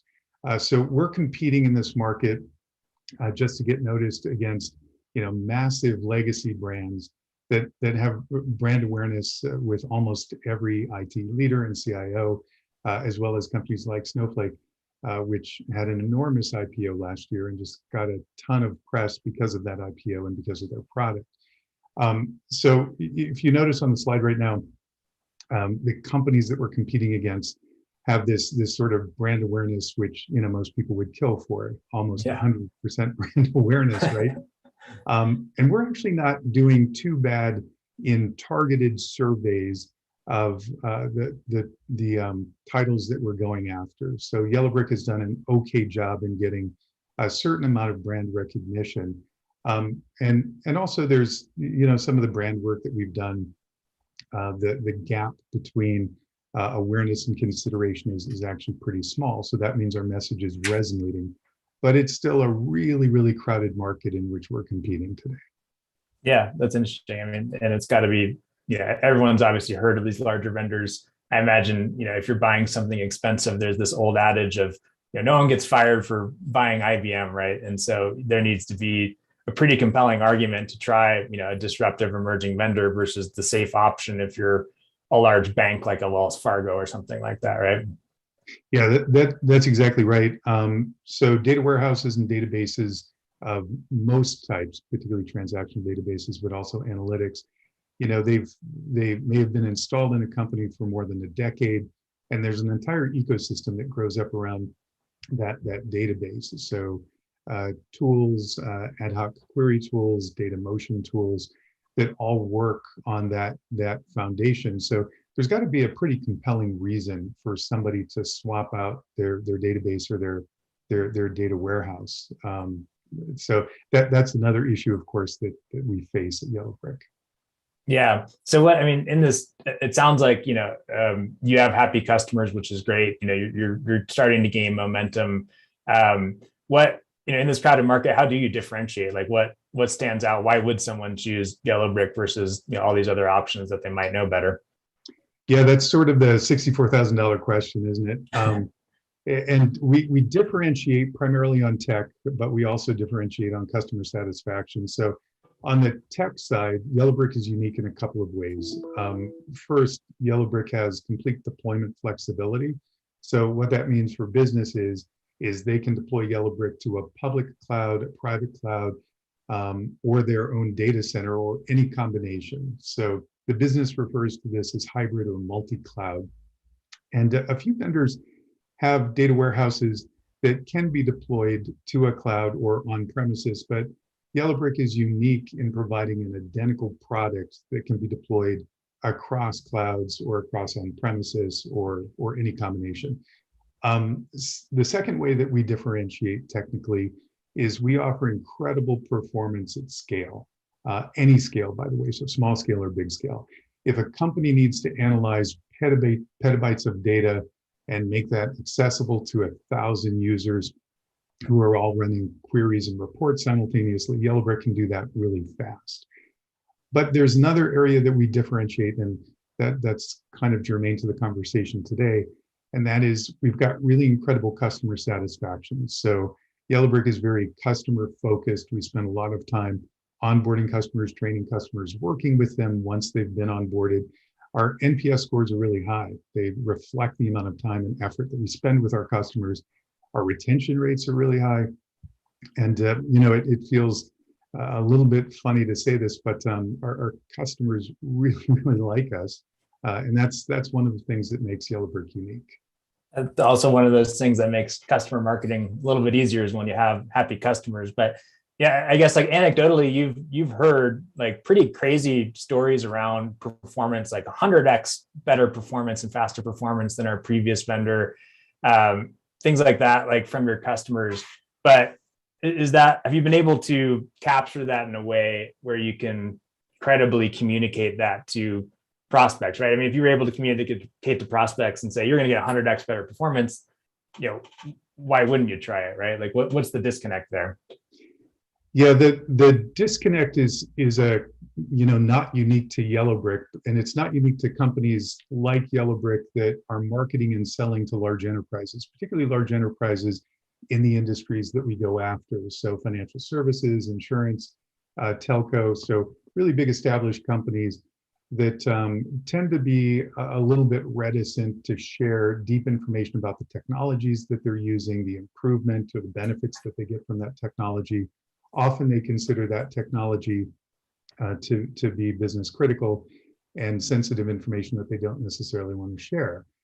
So again, collecting that kind of information from our customers is not unique to Yellowbrick, but that is one of our biggest challenges. And collecting that kind of information can be time consuming. It requires your customer references team or product marketing to really work closely with the customer to build those networks and contacts, understand how the customer is using the product. And then of course, what we're all trying to get to is not just how is that product being used, but what's the business benefit, and can you credibly create some metrics around that benefit in the form of an ROI. So again, Yeah. this is not a challenge that's unique to us. Everybody in our space has this particular challenge when they're going after the type of customer that we are. Which is good for us, and why probably why we have a business. But but your buyer particularly, I mean, they're what I would characterize as probably more. I mean, they're data people, right? They're more analytical. They like hard numbers. Customers saying it's great and we love it, is good. But there needs to be, if you're going to go spend X amount of dollars on a new system, like there has to be a pretty hard ROI narrative around it, I imagine, right? There does, and our buyers today tend to be pretty senior within the organization. So we are marketing to titles like Vice President of Data Platforms, Senior Director of Analytics. We market to Chief Data Officers, CIOs. So these are the people who make purchase decisions or influence those decisions about Yellowbrick within their organizations. So this is the audience that we're going after. We're trying to build awareness with them and preference with them. And because of the type of sale that we are, we're still a fairly sales-led go-to-market motion. We're not completely product-led today. So that means we rely on demos and POCs. We do have free trials, but it's really critical to our marketing that we have the type of customer proof points and ROI that's going to be really critical for these more senior people when they begin to consider a product like Yellowbrick and make a decision about swapping out a data warehouse. Yeah, that makes sense. I mean, so relative to me just going to Asana and getting a free account, which doesn't cost me anything. Even if your proof of concept with Yellowbrick is free, they're potentially moving sensitive data over. Because it's big companies, there's a lot of people involved. Like there needs to be, even if it's a proof of concept, like there needs to be a fair degree of confidence that this is going to work and nothing's going to go wrong before they take the leap. And it seems like it's they don't want to be the first penguin off the iceberg, right? If you're a pharmaceutical company, you don't want to be the first to try this approach, right?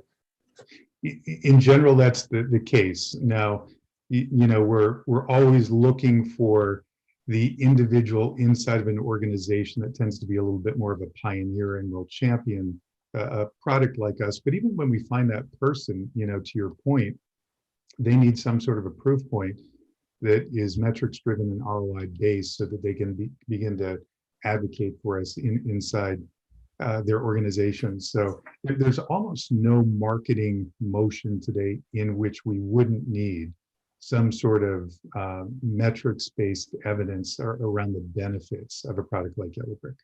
Yeah, and your team is it's decent size, but obviously smaller than Oracle. Do you have someone whose sole job is to go out there and try to get customer stories, or does that fall into product marketing? Like I'm sure a lot of people watching today, it's probably a component of their job, right? How does that work over there?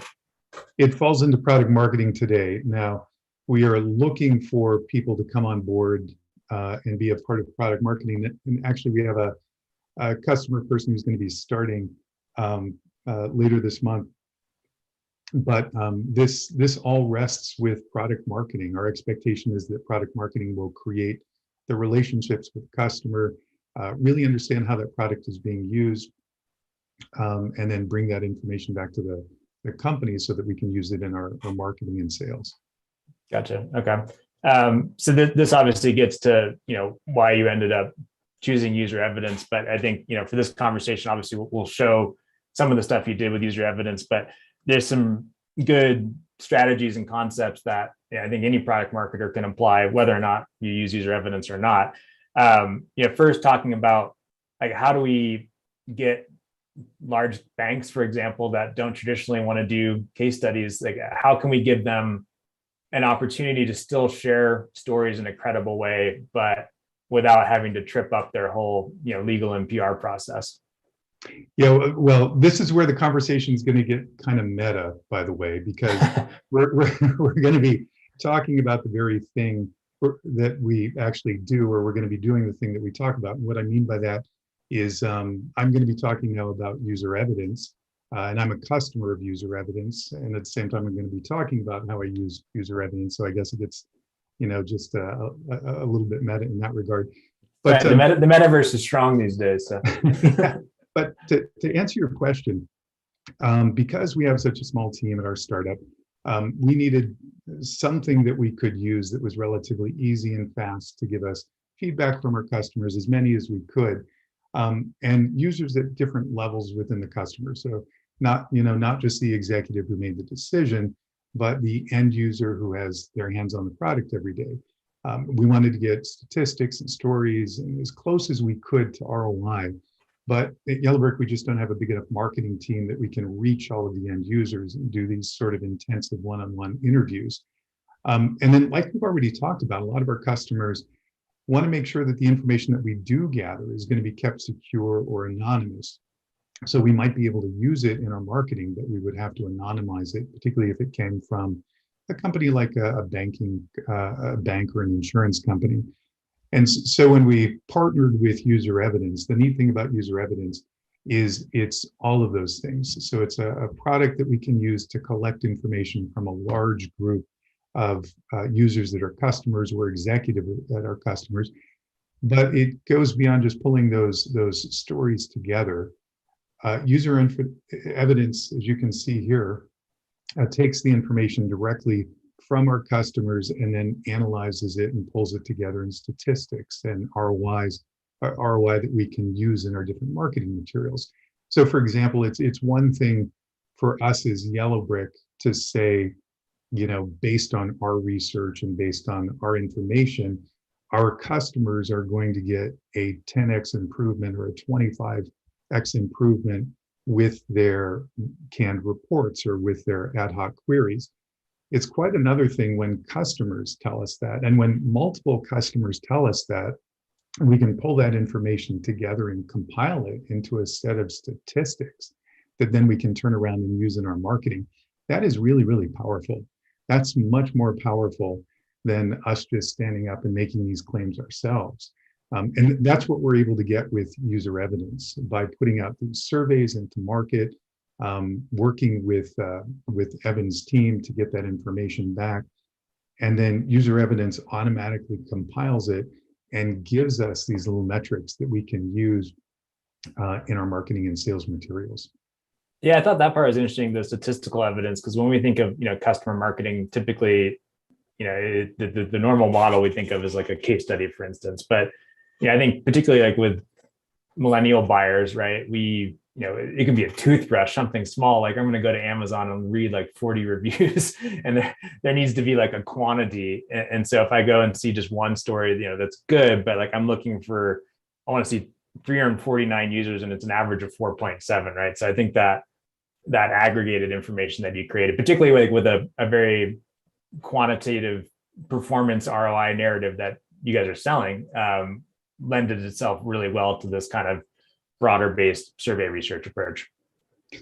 Yeah, and you're bringing up kind of an interesting point here too, which speaks to the different ways that people consume information today. So, years ago, you might bring on some writers or even an agency to create a handful of case studies.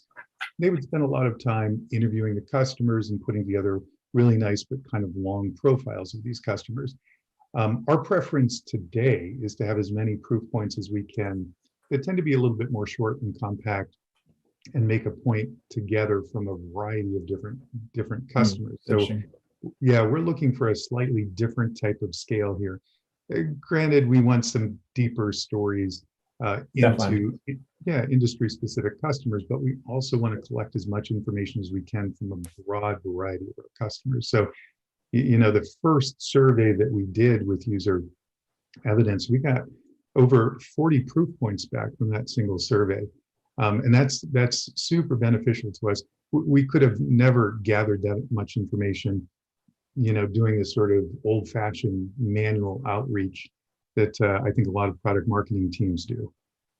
Yeah, I like your point. I think especially in today's like modern buyer's journey, right, which touches tons of channels like social and digital and all that, like there's attention spans are probably lower, right? We're in a generation where we just kind of like to swipe through stuff, but you have to earn that attention span well over time. So I think you're right. Like this doesn't replace, the need for your longer format, glossy case studies, white papers, analyst reports, what have you, when you've earned that attention span. But for distilling positive customer sentiment into snackable sound bites, I think you guys did a really good job of asking good questions to kind of tease out, the narrative that you were trying to tease out in a very short, kind of low attention span block of content, if you will.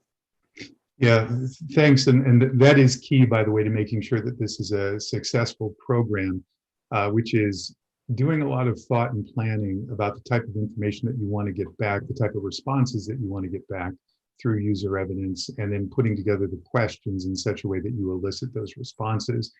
And it's good practice, right? And it imposes good rigor on the product marketing organization because they're not just dialing up a customer and having a quick conversation about the use at that particular customer site, but they're thinking more broadly about the types of metrics and ROI that are going to really matter in terms of marketing, and they're going to matter to the people who are assessing Yellowbrick.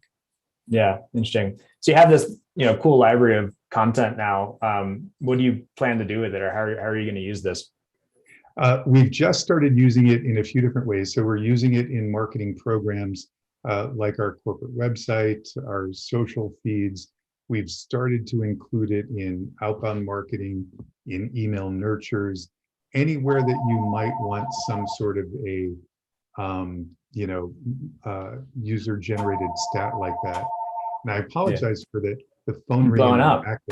Yeah, that's actually a landline phone. That's probably a prospect, and you should answer that. But there's another way that we're using it right now that is really interesting. And I think when we started this program with you, Evan, this wasn't something that we were considering, but it sort of evolved into a natural use for this information.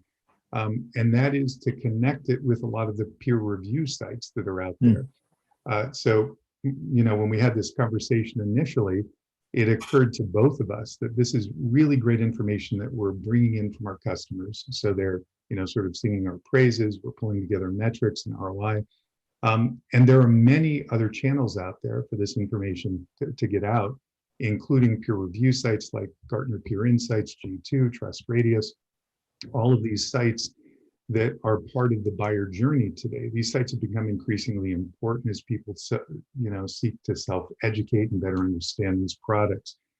So one of the things now that we're doing with user evidence is when we get these automated reviews coming back from our customers, we sort through them, and the really good ones we put into a secondary process in which we request that the person who has submitted the review or the information back to us post it on one of the review sites, and we offer them an incentive within the guidelines recommended by G2 to post these.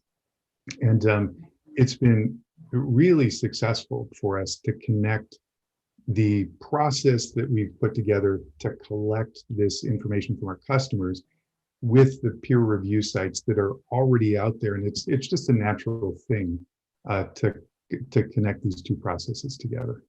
Yeah, and I think you had on Gartner, for instance, you had 3. This wasn't a huge survey, just to give I think we targeted 300 or so users, 40 or so responded, and went from 3 reviews on Gartner Peer Insights before this to 17 positive reviews or something like that. So a pretty efficient way to both get content, but then also boost your review presence on these review sites, which I imagine is important. Like if you're going to Gartner, you want to see that the vendor has a presence there, right? And I think that matters now in their Magic Quadrants and all that stuff. It does for marketing people who work closely with Gartner in particular, and then some of the other analyst firms. That they pay attention to what's going on peer review sites and elsewhere. So it's not just that these peer review sites are part of the buyer journey, as you're pointing out, Evan, but the analysts themselves are looking at what users of the product are saying, and they take this information into account when they, make their assessments of that particular product for things like their analyst reports or any of the recommendations that they make to their own customers. So yeah, these sites have become pretty important in a couple of different ways for marketers. Yeah, I think one last area that was interesting, we had a kickoff call in your sales enablement team, and I think one of your SDR managers was on the call as well. Having managed hundreds of SDRs, like that's a tough job, and they always need short form, like very low attention span, short format content. Hey, here's an example of someone in your industry that we've worked with. You've created a bunch of these, this is kind of new feature, but a bunch of these short format case studies at the click of a button, which is pretty cool. Like, is that, to tell us a little bit that, like how case studies in 30 seconds versus case studies in a couple months, how's that been? The cool thing about this, with user evidence is the flexibility that you get in creating content on the fly. So, and this gets back to the thing that I mentioned before too, about making sure that your surveys are set up really thoughtfully so that down the road, when you're looking to create new content assets, you've got the information in the library that's already there. And then an SDR or somebody in marketing can go into the user evidence library, and if they need a profile of a specific type of customer, so a specific industry or use case, all that information is categorized in the library, and the user, the SDR in this case, can go through and select the industry type or the use case type and automatically create a customized asset that they can use to follow up on a call or to set the stage for a call that they might be trying to set up.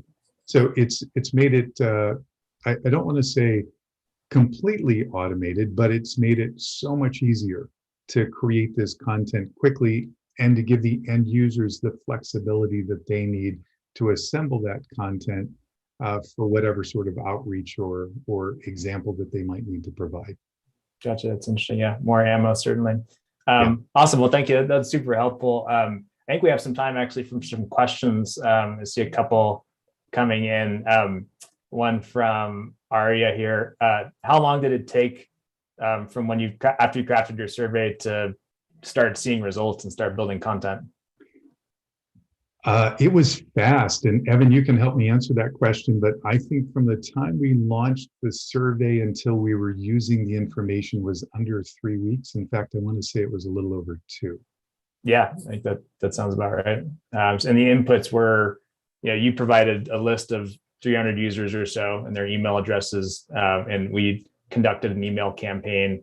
And then to your point, the really key part where product marketers are essential is coming up with good questions. And you can get really creative with it, and you can ask questions like, why did you choose us versus competitor X to create competitive evidence? You could, I think one project you're talking about doing next is more of an industry trends, like market research, thought leadership type content to create those good 2022 state of data warehouse reports and infographics and stuff like that. Like the question authoring course, that seemed to be where the product marketers shine the most. It is, and I should point out again, like I mentioned before, that there is still a place for long form content and deep dives into customers, their use cases, and their specific ROIs. One of the things that user evidence gives us, though, is a little bit more insight into successes at different customers that we might want to follow up with. That's really interesting. Yeah, so it's a great tool, not just for outbound marketing, but for better understanding use cases or even happy customers. You know, our NPS surveys are pretty good, but you know, this gives us another click down into a sort of NPS type of feedback that we can then use in other marketing ways or follow up with that particular customer. Gotcha. That's awesome. Cool. Well, that's super interesting. And this was a great project to see. Again, it certainly helps that you have, obviously raving customers that are experiencing great results. That makes this way more fun. But it was really cool just to see the information and the positive stories starting to flow in. So great work. Same here. And thanks, Evan. We really appreciate the partnership. So thanks very much, Evan and Jeff. That was a really informative session. Really appreciate you taking the time to share that with us. I just have one other question, because it's something that I see very often across the community. What's your stance on incentivizing like customer references and reviews and testimonials and things like that? I have an opinion. Jeff, what's yours? I'm curious. You would like to think that the product was so amazing that people would get up in the morning and say, I've got to go shout from the rooftops that this product is so amazing. That's generally not the way it goes. So I think a certain amount of incentive is necessary, especially with the demands on so many people's time. So I think it's just part of the process and what we've come to expect. I think the incentives, should be kept within reason and are more to get the person's attention rather than they are to sway their opinion. Yeah, I'd agree. I mean, I don't think it changes the story at all, but it potentially might get them to engage, and you might hear the story. We actually, the first touch of the survey invite, we didn't have an incentive, and we got, a few responses, and then we did put an incentive and we got a lot more. So, I think it's why you see companies like Sendoso and Alice and Postal doing well. It's out there, the game's on, but you have to play it sort of. But yeah, I think it shouldn't change the nature of the stories. Absolutely. It's great to get your take on it. And yeah, thanks again for a super informative session. If anybody does want to connect with you further, how best to do so? Yeah, connect with me on LinkedIn, Evan Huck at User Evidence, or just shoot me an email, Evan at User Evidence, or scan that little QR code. My calendar's right there, so go for it. Sounds great. Thanks again. Thanks for joining us, and everybody stay tuned as we're diving right into our next session with Abhishek Ratner from Google. So we'll be right back. Thank you. Thank you. Working from home. Time to make some progress on this blog post. What's this? Account executives, do you have healthcare case studies? No, of course not. Proof points about how we're different, better than competitors? What's wrong with the sales team? ROI stats for the website. Man, positive reviews on G2. This is ridiculous. Wait a second. I forgot we have user evidence. Hey team, it's all here. We're good.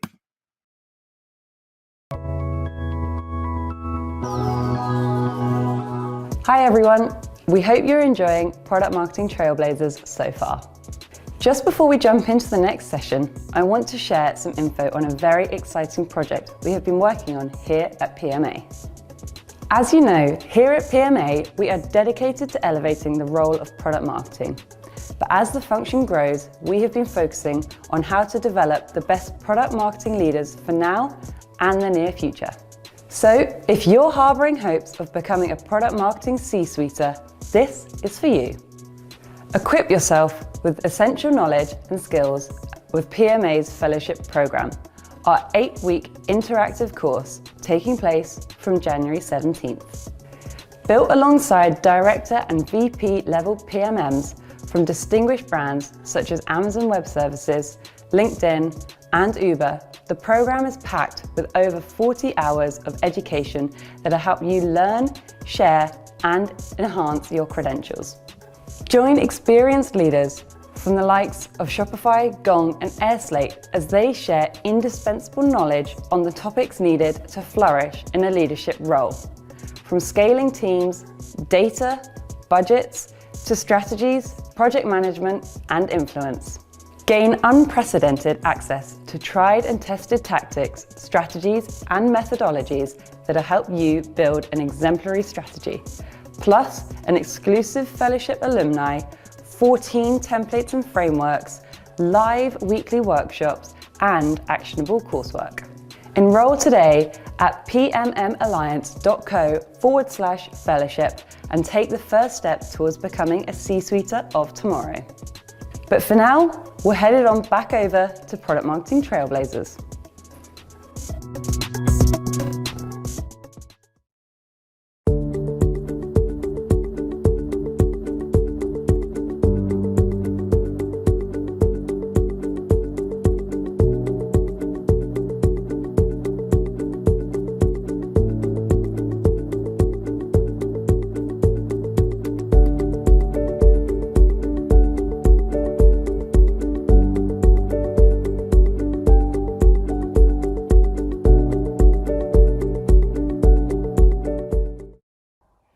Hi, thank you for making the time for today's session on developer marketing. I hope it helps you build phenomenal developer campaigns and achieve success. I'm Abhishek Ratna. I'm a mechanical engineer by education, was a professional developer in my early career, and have been a marketer for over a decade. I've marketed everything from video games to fashion to shoes to enterprise software to advertising solutions to APIs. In this time, I've worked with and learned from incredible marketers at Facebook, Microsoft, Zulily, and Databricks. Right now, I'm at Google, where I focus on growth and product marketing efforts for TensorFlow. My audiences are AI and machine learning developers. Please feel free to drop me a line, and I'm happy to connect. With that, let's dive into our presentation for today. Today, we'll talk about why developer marketing matters, how to use developer personas, how to segment your developer audiences, what to keep in mind when launching developer campaigns, and a KPI framework to measure success. I will also give you powerful tools for segmenting your developers that should save you a lot of time and money.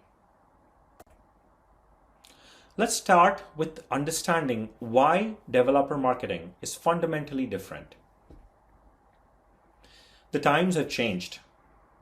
As recently as a decade ago, technology buying was a tightly controlled process. Central IT teams dictated which tools and technologies could be used at their organizations. They oversaw budgets, procurement, and had strict policies governing the use of software. Then big changes happened. There was mobile. There came BYOD. There was the cloud. Software development transformed dramatically. Waterfall models gave way to agile models that then cleared the way for DevOps. Businesses started competing on their ability to build and ship continuously. The API economy broke the stranglehold of monolithic service providers, and companies started building their own stacks of tools based on open standards. As of today, developers are deeply embedded in the technology buying process. 57% of developers influence all technology buying across organizations of all sizes. The more developers are convinced about the value of your product, the more likely you are to scale your community, win deals, and grow your pipeline. Plenty of memes have been composed on this topic because developer marketing is inherently very difficult. In my first true developer marketing role at Microsoft, the first thing I learned on the job was that developers hate marketing. What I've learned, or what I believe that means, is that they dislike traditional broad marketing. They cannot stand clickbaits, paywalls, gated content, and tall claims. Developers are busy solving problems and building products. They have strong opinions about what they need and trust their own experience. Marketing messages are largely discarded, sometimes analyzed in excruciating detail, and shortcomings are mercilessly exposed and trolled. So, how do developers then buy or evaluate technologies? If you look at what Stack Overflow found, you'll see that developers dive straight into product trials. They trust their peers' advice. They read reviews and debate on forums and communities. The one traditional marketing channel they seem to trust is the product website. So, why are developer personas and segments important? As we saw, developers aggressively weed out the noise and zoom in on relevant content. To win mindshare, you need to understand and establish your developer personas. The word developer can mean many different people with different skills, motivations, and attitudes. For example, a data scientist cares less about the code and more on the learnings that his or her model brings to the business. Data scientists focus on running successful experiments to build great models with high accuracy. This is very different from a data engineer who solves very complex problems in sourcing, transforming, and piping data. Data engineers are tasked with ensuring high quality, fresh, and relevant data for their businesses. They care a lot more about the technical detail, uptime, data quality, operational metrics. By contrast, a web developer focuses on bringing the user experience alive while making sure their apps and sites are highly performant. And this is just a small sample of the differences in personalities that you will encounter when working with developers. As you can see, each developer subgroup or tribe differs greatly from one another, and the complexity increases once you layer in other variables, like their experience levels. Are they new? Have they been experienced working on this stack for a while? What technologies do they use? And so on. A one-size-fits-all approach does not work for your developer marketing content. To get started with developer personas, I highly recommend reading through Cliff Simpkins' chapter on developer persona building in the excellent book DevRelX. I've added a link to the book in the resources. My approach to developer persona building comes down to 4 phases. It starts with an internal audit with your product teams, engineers, developer relation folks, and biz dev teams. These stakeholders deeply understand your end user developers, the most important problems facing your developers, as well as the attitudes and nuances of the audiences you're trying to convince. After the audit is done and a straw man created, it's time to look at external research. This is where you'll flesh out firmographic details. Understand things like what tools do your devs typically use? What are their typical experience levels like? You can be hacky and curate data from LinkedIn and build something quick and dirty. Or you can go to the other extreme and of sophistication and then work with specialized developer consulting firms like Stack Overflow or Slashdata. Once you're done with the external audit, it's time to capture the voice of your developers. Look for verbatim feedback and comments from your target devs that articulate their pain points. Your product and engineering partners highly value verbatim quotes and experiences, and your work will gain more internal buy-in and support. Finally, it's time to establish a clear segmentation strategy for your personas. Most dev marketers practice segmentation of some type. That said, these approaches run into a few problems. One, technologies evolve very fast. APIs that were cutting edge just a couple of years ago can become obsolete. And the problems that developers are solving for change very quickly over time. Second, developers code as a hobby on the side and learn continuously. Their personal motivations and technology choices can differ significantly from their industry tooling or their day-to-day jobs. Hence, trying to target them with industry-specific messaging may not bear the kind of fruit that you were hoping it would bear. These are just two examples of many, many more. There isn't one perfect approach to rule them all, but I believe that your segmentation criteria should be agile and should be revisited regularly.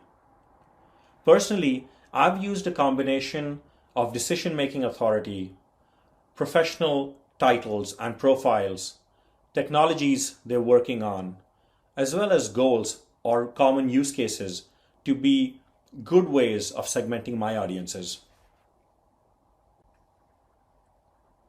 Let's zoom out a little bit and think about how do you build compelling content for your developers. For that, let's look at developer psychology. Now, I agree. Just a little while ago, I mentioned that each developer is different, and yet there are commonalities. There are some traits that you can find consistent across different developer populations. For one, developers are doers. They learn by doing or by coding. They're constant learners who keep evolving their skills or branch into new coding disciplines. They're creative problem solvers who wish to stay up to date with the latest technologies and latest approaches. They are heavily community driven. In fact, they respect their peers a lot and read voraciously on developer specific portals and sites like Hacker News or Reddit or GitHub. It's very common for your developers to jump into or dive deep into rabbit holes trying to solve seemingly trivial problems or seemingly trivial problems to you, but which could mean a lot to them because they really, really care about finding the right approach to solving problems. When creating content for developers, tone matters. Developers love details. They are very metrics driven, and marketing claims need to be backed by either benchmark tests or credible proof from industry bodies. Devs also whiteboard a lot on their jobs and respond well to clearly explained diagrams. They're fairly opinionated and respond well to opinionated content as long as the content is clear and credible. Typical content types for developers are listed to the right. Here are a few tips to help you find compelling topics for your developer content. First, staff interviews. Interview your DevRel team, your product team, and engineers. That's a great place to begin, as these stakeholders provide the level of technical depth and detail that your dev audiences will appreciate. Your BD teams are extremely close to customer problems and pain points, and their suggestions can help you produce content that will align with your prospects and target customers. Topics can span a variety of themes. I've seen content across the gamut of product launches or product updates or specific updates to specific approaches to typical customer use cases, and so on. Once you're done with the staff interviews, you can also look at developer forums. These are very rich sources of insight and knowledge into your target audiences. Searching sites like Stack Overflow, Reddit, and GitHub will help you find topics. And when you start looking at the most engaged with topics, most engaged with threads, then you can start planning and prioritizing the topics you wish to tackle. I've also used a lot of niche blogs, such as KD Nuggets or Data Science Central, when working with data scientists. And I see like these niche publications can also contain a lot of valuable insight. Another recent source of insight for me that I've become a fan of is keyword research.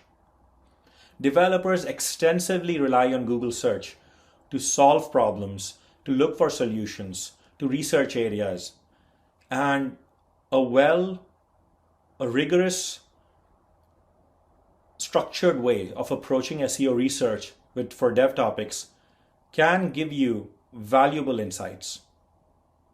Finally, if you have a steady pipeline of content or published content that's already gaining good traction with developers, then it might be helpful to look at your analytics of your existing content and try to understand what worked well and why, and how can you build upon that success for ongoing and future content. After you've spent all your precious time building personas and content, it's time to translate the strategy into measurable business impact. This is the time to start thinking about your campaigns and ways to measure impact. Unfortunately, like other aspects of developer marketing, running dev campaigns comes with its own set of headaches and challenges. Raise your hands if you've ever run into a situation where it wasn't possible to reach your desired dev audiences. Most organizations that I've worked with encounter or run into these two problems. One, advertising platforms like Google or Facebook are built for B2C advertisers, for the large consumer businesses. Their targeting options barely cover developers, let alone your specific niche developer audiences. On the other side, you have highly specialized dev blogs and sites, the Reddits and the Quoras and the Stack Overflows of the world, which arguably weren't really built for advertising. Sure, you can get a lot of qualified eyeballs on your content, but what you might also encounter is that you're spending 6 to 7x what you would have spent on Google or Facebook for a very similar quality of leads. The second major problem relates to poor data hygiene in your CRM data. Now, arguably, this is not just limited to developer marketing. Data hygiene is notoriously bad in organizations large and small. What makes it even more vexing when you're working with developer audiences is the fact that devs just don't like to work with gated content. A lot of times they will not fill out forms, and they may leave behind inaccurate, dirty data that is useless for your workhorse campaign channels like emails or remarketing. To give you a story, in one of my earlier roles, I led demand gen for an organization that built cutting-edge AI ML tools and platforms for businesses of all sizes. Our primary audiences were AI and ML developers.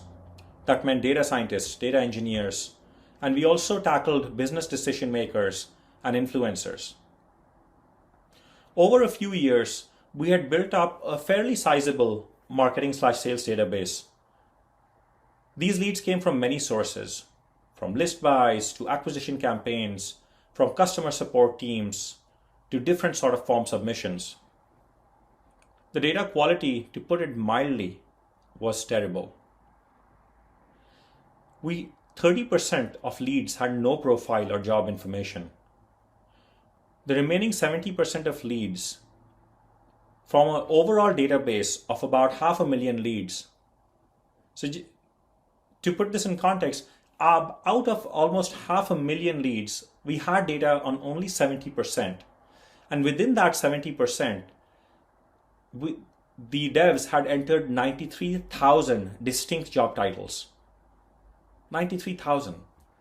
That's a massive spread. So there was no way we could effectively segment our communications and were essentially spamming everyone in the database with all our emails, with all our retargeting campaigns. Not surprisingly, we had some of the worst engagement rates in the market and some of the highest unsubscribe rates in the market on our content. Clearly, the data was painting a picture, was for us to do a better job of segmenting our touches. I created a segmentation solution that allowed us to solve for this partially.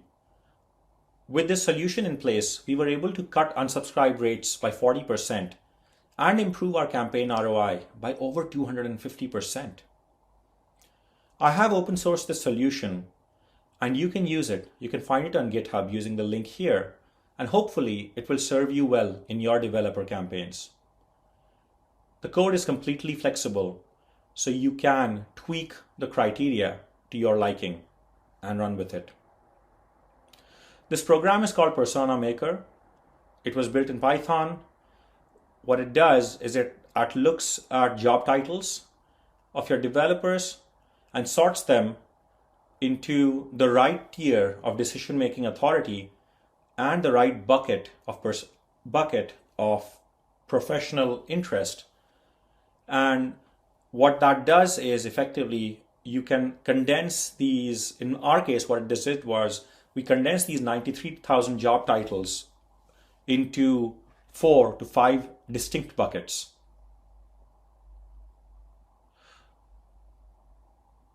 What I would like to say is you can take this Python-based program, upload your lists in CSV, and very quickly get a spit out, kind of like the table you see on the right side here, of labeled data. You can use it as it is if you're into marketing to AI or ML devs. But if you want to repurpose this for a different developer persona or for different subsegments, you can share this code with your marketing ops team, with your CRM devs, and they can work with them to quickly change the prioritization or the logic, and this will serve you well. Next, let's look at how to build successful dev campaigns.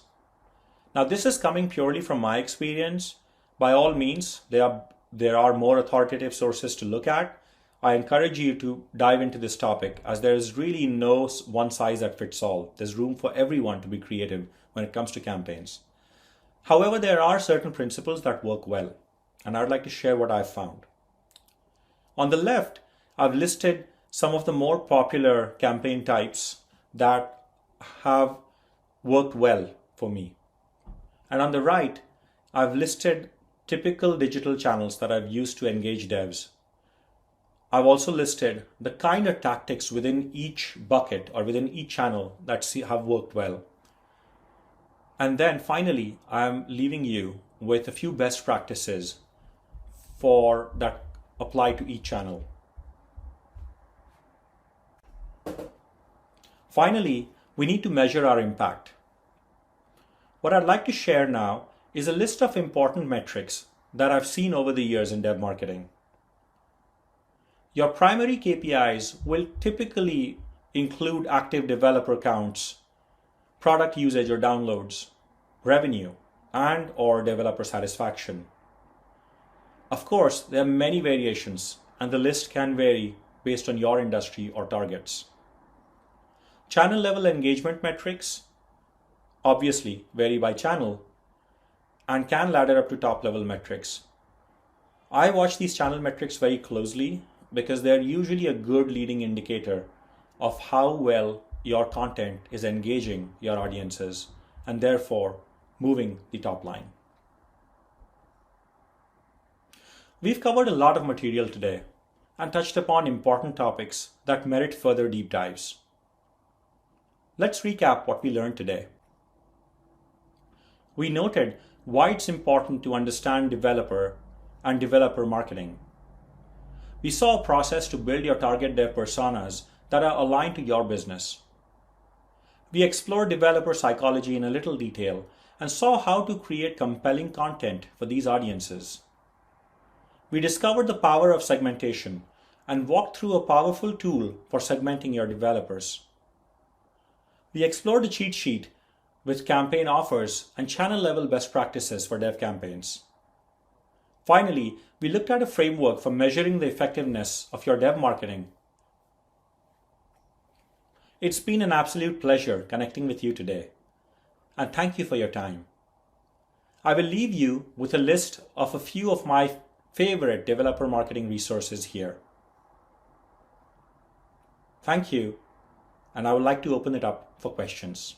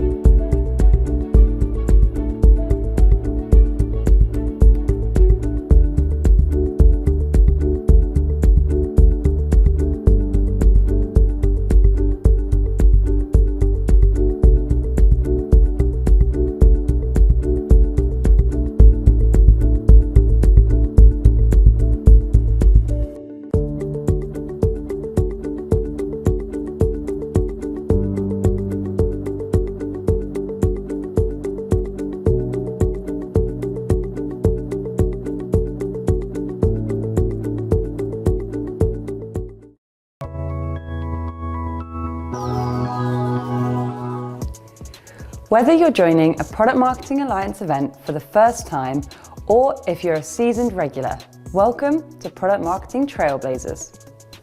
We have an awesome selection of innovative content lined up for you this week.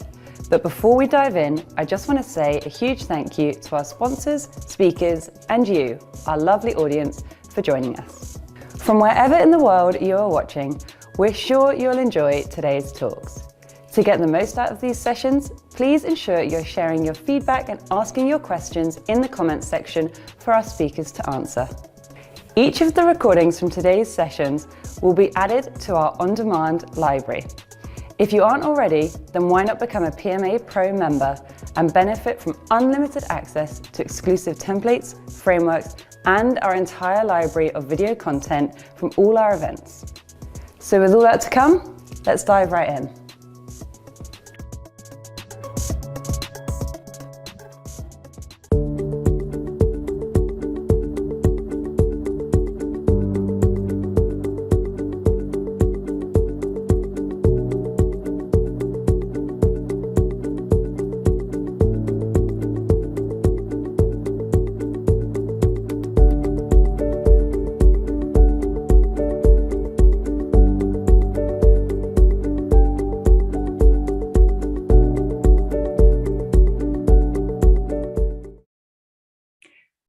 Hello, everybody, and welcome back to Product Marketing Trailblazers. We have had an awesome day of content so far, and the fun continues. I am delighted to welcome Jerry Shen, who is the co-founder and president of Welcome, to the virtual stage next. And as you can see, this is a fully live session.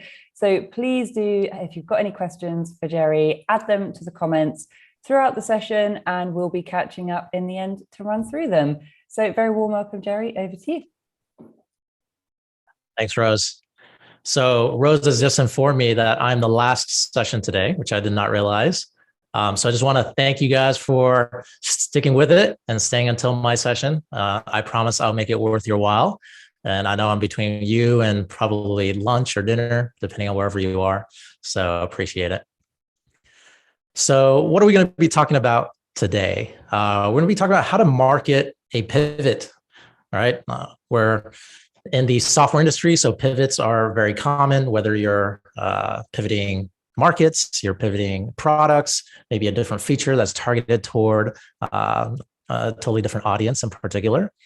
So in order to really illustrate this, let's talk about a pivot that I have went through, and hopefully you guys can take some value in the lessons learned from that. So this is going to be a very personal story about my journey in a pivot, and hopefully there's some tactical lessons that we can learn.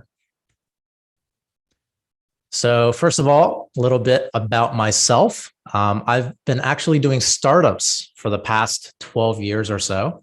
Sort of caught the startup bug back in 2010. I created the first fantasy football app for mobile devices. And that's American football, for those of you that are tuning in from Europe. But it's very popular here in the States. As soon as the iPhone came out, I was like, you know what? There's got to be an opportunity here for fantasy football. It turns out that I was right. And I was a pretty successful first foray into startups. And eventually it caught the attention of some major internet giants. And it was acquired by Yahoo back in 2013 and became the Yahoo Fantasy Football app. So that was my first startup adventure. And after that, I got hooked. I did 6 different startups between 2015 and today. And finally, in 2019, I got into a startup accelerator called Y Combinator. And for those of you who aren't familiar with Y Combinator, they've birthed a lot of tech companies that you might know, such as Coinbase, Airbnb, Stripe, Dropbox. So me and my co-founders were hoping to be the next one. And that's where we started a company called Welcome, which is the company that I am running today. So as you can tell from my background, I am not a product marketer. I hope you guys won't hold that against me. I'm actually an engineer by background, but because I've been in startups for so long, not only have I been developing products, but I've been marketing products as well, usually the products that I've developed. So I've had to wear a lot of hats. And today I want to share some of the lessons that I learned in marketing those products that I developed over the past decade or so. And specifically, how do you market a product under extreme uncertainty? Right? I think all of us can probably relate to this over the past couple of years. COVID was an event that came out of nowhere. We're recently seeing news out there about a new variant of it. And there's just been a lot of change in an industry that is sort of marked by change, right? Technology is changing at an accelerating pace. And nowadays, whether we're doing product development or product marketing, there's a lot of uncertainty in the market. There's a lot of uncertainty in the user base. What products do they want? What products should we develop? How do we reach those users? And that's what I'd like to talk about today. So before we get there, I want to share about the uncertainty that we went through as a company and the story of our pivot to Welcome. So taking you guys back to October of 2019, this was a photo that we snapped early in the morning in San Francisco. What you're seeing here is the docks at a wholesale food market. And the reason I have this photo is because before Welcome was a virtual event platform, which is what we do today, we actually sold an app to restaurants that let them order wholesale food. So that's why the title of this talk is Pivoting from Food to Virtual Events. It's quite the pivot, right? So think of the startup that we originally did. Its name was Gather, as DoorDash for restaurants. So just like you can use DoorDash or Uber Eats or whatever your favorite food app is today to order a meal from a restaurant, we figured, well, restaurants probably want the same thing, right? Whether it's some rice or some seasonings or some vegetables or meat to make those ingredients that are delivered to your table, we wanted to provide them an easy way to order those ingredients wholesale. So in order to do that, we dove right in to the wholesale food scene in San Francisco. And we would be in these wholesale food markets from midnight to 6 a.m. every single day, because that was the hours that they worked, right? That's when the restaurants ordered the ingredients and they got delivered to the restaurants so they could be made fresh for you that day. So we were really optimistic going into 2020, right? Business was going well. We had signed several customers. We had some routes going, some delivery routes going to some of those same restaurants. And in March of 2020 was our demo day. And demo day was when we, as well as a bunch of other startups within Y Combinator, was to present our idea to investors and to get investment to fund our idea and hopefully become, the next Airbnb or the next Coinbase. And you guys can imagine what happened next. March 2020, right? 1 week before demo day, COVID-19 lockdowns hit San Francisco. And one of the worst impacted industries was restaurants. So literally in the blink of an eye, our entire customer base shut down. We had no more customers. And it was 1 week until we were supposed to present this idea to investors for funding. But that's not even the worst part. To top it all off, and this may sound unbelievable, but you can Google this, our office actually burned down that same week. So literally like days after we got the news that all of our customers were essentially being forced out of business, the Airbnb that we were staying at, which doubled as our office, caught on fire. For me personally, during that time, I was wearing headphones and I was working, so I didn't really know what was going on. My co-founder, he rushed in through the door and he's like, "We got to get out of here. The building's on fire." I didn't ask any questions. I just grabbed my laptop, grabbed these same headphones that you see now, rushed down the stairs, and firefighters were rushing up the stairs at the same time. It was pretty wild. This is a photo that we took afterwards while the blaze was happening after we escaped. So I know this is a pretty crazy story, and maybe you guys can't relate to this directly, right? But at some level, all of us have experienced these massive periods of uncertainty when marketing our products. For us, our customer base was gone. We literally had nobody to sell to anymore, right? And it was created by an event that we had never anticipated. So what do we do? For the next month or so, we got together as a team. We brainstormed different ideas. We had no idea at the time how long these lockdowns would last. But we knew one thing for certain was that the restaurant industry would never be the same. So we pivoted from selling an app that catered to restaurants to virtual events, which at the time seemed like a pretty good idea since everything was locked down. Nobody could do events in person anymore. And we just saw so many people trying to do virtual events in a pretty duct taped together way, shall we say, right? So spent about a month brainstorming the different ideas. And then we spent 6 months developing our product. We called it Welcome because we wanted the product to feel welcoming. And we launched in November of 2020. So we went from wholesale food to virtual events. And that was about 1 year ago, almost to the day, right? Almost 1 year ago to the day. So we launched last November, had a ton of demand for our product.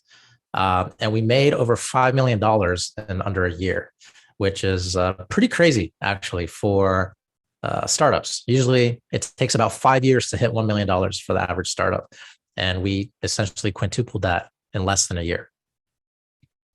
So what were some of the challenges that we faced here? There were 2 risks that we had going in. The first risk we had was market risk.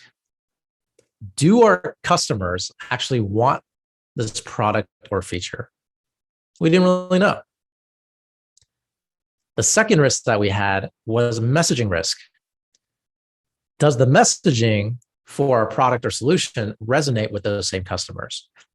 Because we had to move really, really fast, we wanted to answer both of these questions before we put a lot of our own effort into product development as well as product marketing. So how do we do that? So in terms of market risk, we wanted to test the customer response before we wrote a single line of code and before we did any marketing activities. Essentially, we wanted to try to market our product before we actually built it because we didn't want to build a product that nobody wanted, right? So how do we do this? Well, fortunately for us, the CEO of our company and my co-founder is a super talented designer. And he built extremely high fidelity prototypes of our product before we started any marketing activities and before we started any product development activities. What you see here is an early screenshot, and it looks like a full-blown product, but it's actually not. It's a prototype that took about 2 to 3 days to develop. You can click through this prototype. It sort of feels like a product, but it's not a functioning product at all. But what it did do was allowed us to get in front of our customers early and see if it was something that they actually wanted. So what do we find out? We found out that there was a customer that really wanted this. And that customer was a marketer that wanted to use our product to generate leads. Essentially, what we built was a combination of Zoom and a production studio to make it look a lot more fancy than your typical Zoom meeting, right? And that was very, very attractive to marketers. So how about our messaging? We found a customer, we reduced our market risk, we still had that messaging risk. How do we know how to position our product so that these same marketers would respond well? So for us, what we did was we found smaller communities to test our messaging. This is a post. This is a screenshot from a post that I wrote on one of those internal communities that was pre-launch, right? This was before our product actually launched. And we tested this across several different communities, and we found a few different things.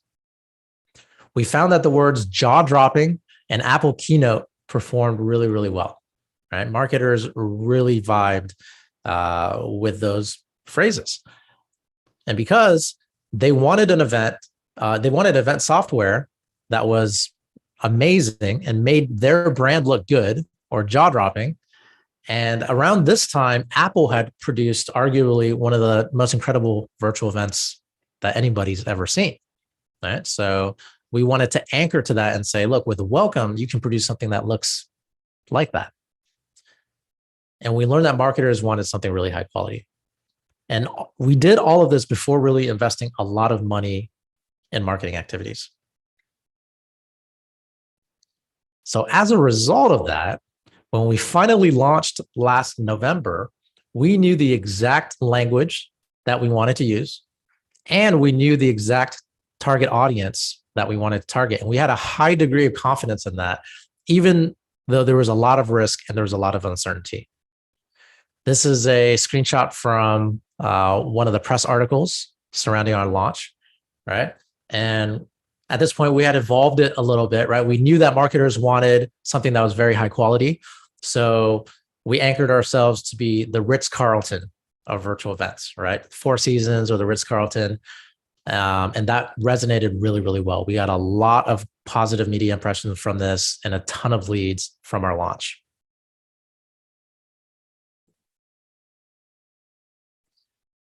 And, you know, all of this has really taught us a big lesson here at Welcome. It's that we need to be constantly pivoting. As the world is changing, even the things that we learned a year ago are kind of out of date now, right? The audience that really wanted our product before, they might not want it in the same way nowadays, right? As in-person events come back, marketing budgets are moving more towards in-person, but remote work is sort of here forever, right? And that means employee events like all hands meetings and sales kickoffs are going to have to be remote first. So even now we're undergoing another pivot from virtual events to employee experiences. How do we know that the market risk and the messaging risk is going to be mitigated? Well, we're going to talk to customers. We're going to test it out in small batches. We're going to do a lot of different design iterations before we actually produce the product. And we're going to do a lot of messaging iterations in small communities before we put a lot of effort into really marketing it.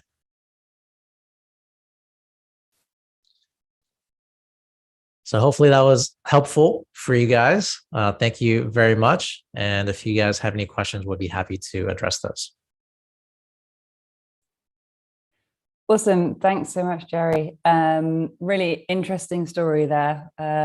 So got a couple of questions coming through. I know you kind of recap there at the end, but do you have any further tips on how to reposition your existing product to appeal to a new demographic? For example, are you making any significant product changes as you're moving towards more of that employee experience function? Yeah, that's a great question. And that's more of what we're doing now, right? So obviously from food to virtual events is a pretty big leap. It's hard to imagine that the same product would fit both functions. For us right now, that's actually really timely because we are going to be making changes to our product, but it's more of a repositioning of our product for a different audience, right? I think a couple of things there. One is if you have an existing product, you have the benefit of data from how your product is currently used, right? And that's a huge luxury because then you're not going in blind. For us, we know that employee experiences and internal events, we have a lot of conviction around because that's how we see our existing customers use it today. Mm-hmm. We will sell a license to a CMO, to a marketing department. And when we actually look at the usage data and when we talk to those same customers and see how they're using it, we learn that they're using it for all hands meetings. We learn that they're using it for virtual sales kickoffs, right? For virtual employee events. We're like, this is interesting. So a lot of those data points help us build our confidence and build our conviction that this is the right move to make. So I'll say that number one is look at the data from existing product usage. Often that will be a good indicator on how you can reposition your product. And number two is, and I think this is really, really important for any product organization and marketing organization, that feedback loop between your product organization and your marketing org just needs to be really, really tight, right? Mm-hmm. Because marketing should always be ahead of product in a way, because you can move faster. Product development takes time. There's code to be written. The larger your organization is, the larger your user base is, the harder it is to steer that ship. But nowadays, especially with digital marketing, you can test hypotheses extremely quickly, right? So just to give you an example, for us, before we ever did anything product-wise to pivot into employee events, we just tested really quickly a landing page to see if that would drive any traffic to internal employee experiences versus external marketing events, right? And you can do a landing page in a day versus a couple of months for a product feature. So I know that was a little bit long-winded, but hopefully that's a good framework to think about how to do pivots and reposition an existing product. Yeah, absolutely. And there's another question here about how much do you think, about the initial success of your major pivot, let's say, depended on testing it with a high fidelity prototype?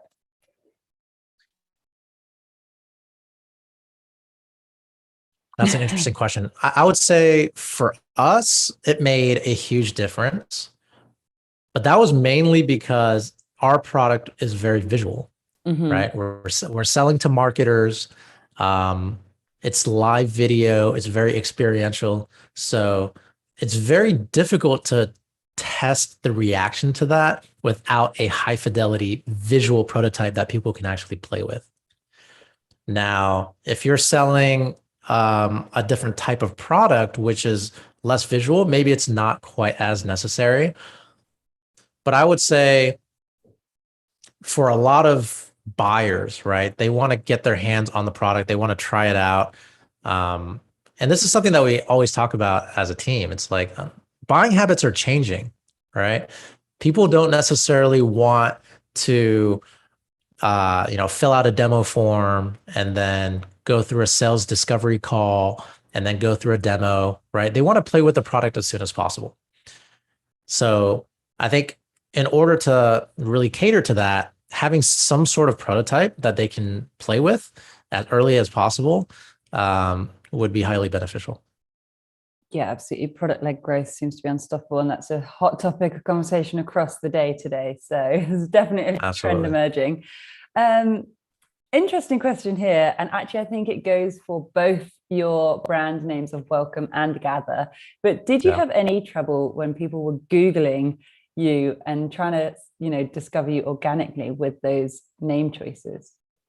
And if so, how did you overcome that? Yeah, that is an interesting question. They are very common words, right? Gather and welcome.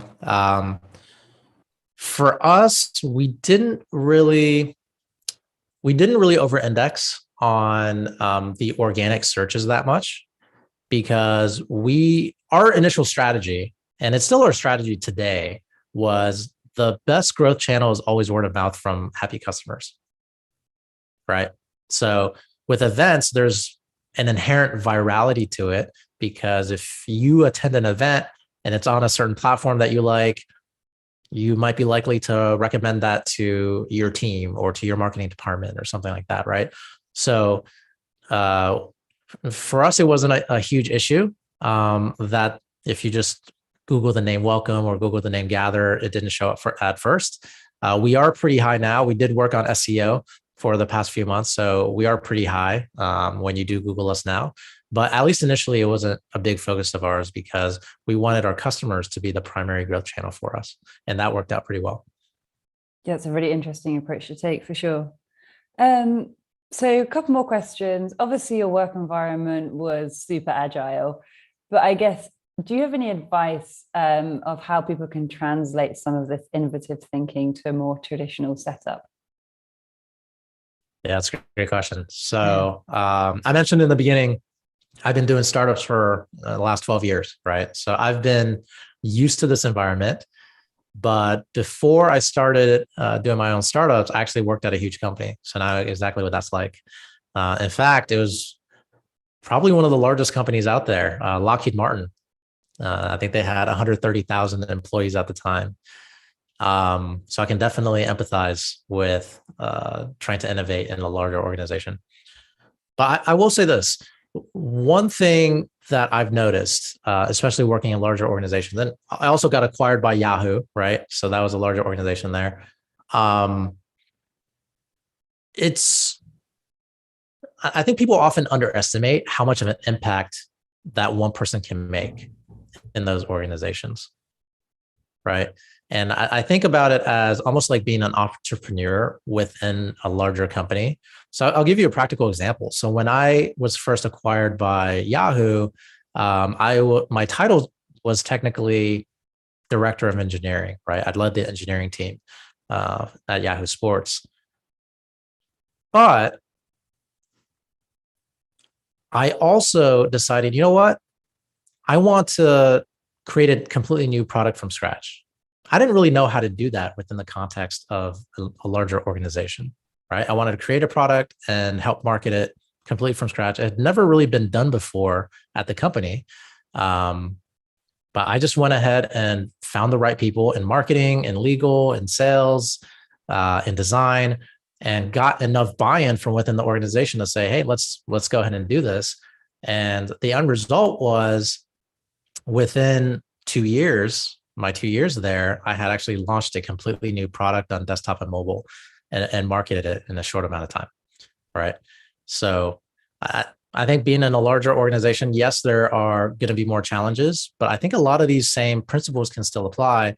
And I do think that as the rate of change of technology accelerates, I think even bigger companies are starting to welcome more and more agile product development and product marketing processes, because you don't want to waste a lot of time and effort into something unless you have confidence that the product is going to work and the messaging is going to resonate. Yeah, absolutely. And on that same thread, that leads us very nicely into our final question. What are your top sources for feedback on your messaging? Like, how do you find that feedback on your initial messaging? Yeah, great question. So the best feedback that I always tell my team to get is directly from customers, right? And I just find customers on LinkedIn.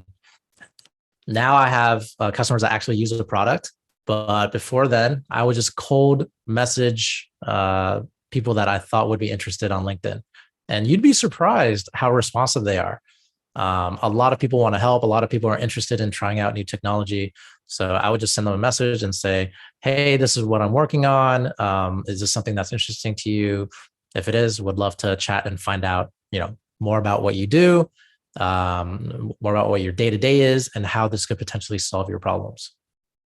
And the interesting thing I've found from doing that exercise is your customers will sometimes message your product in a better way than you can.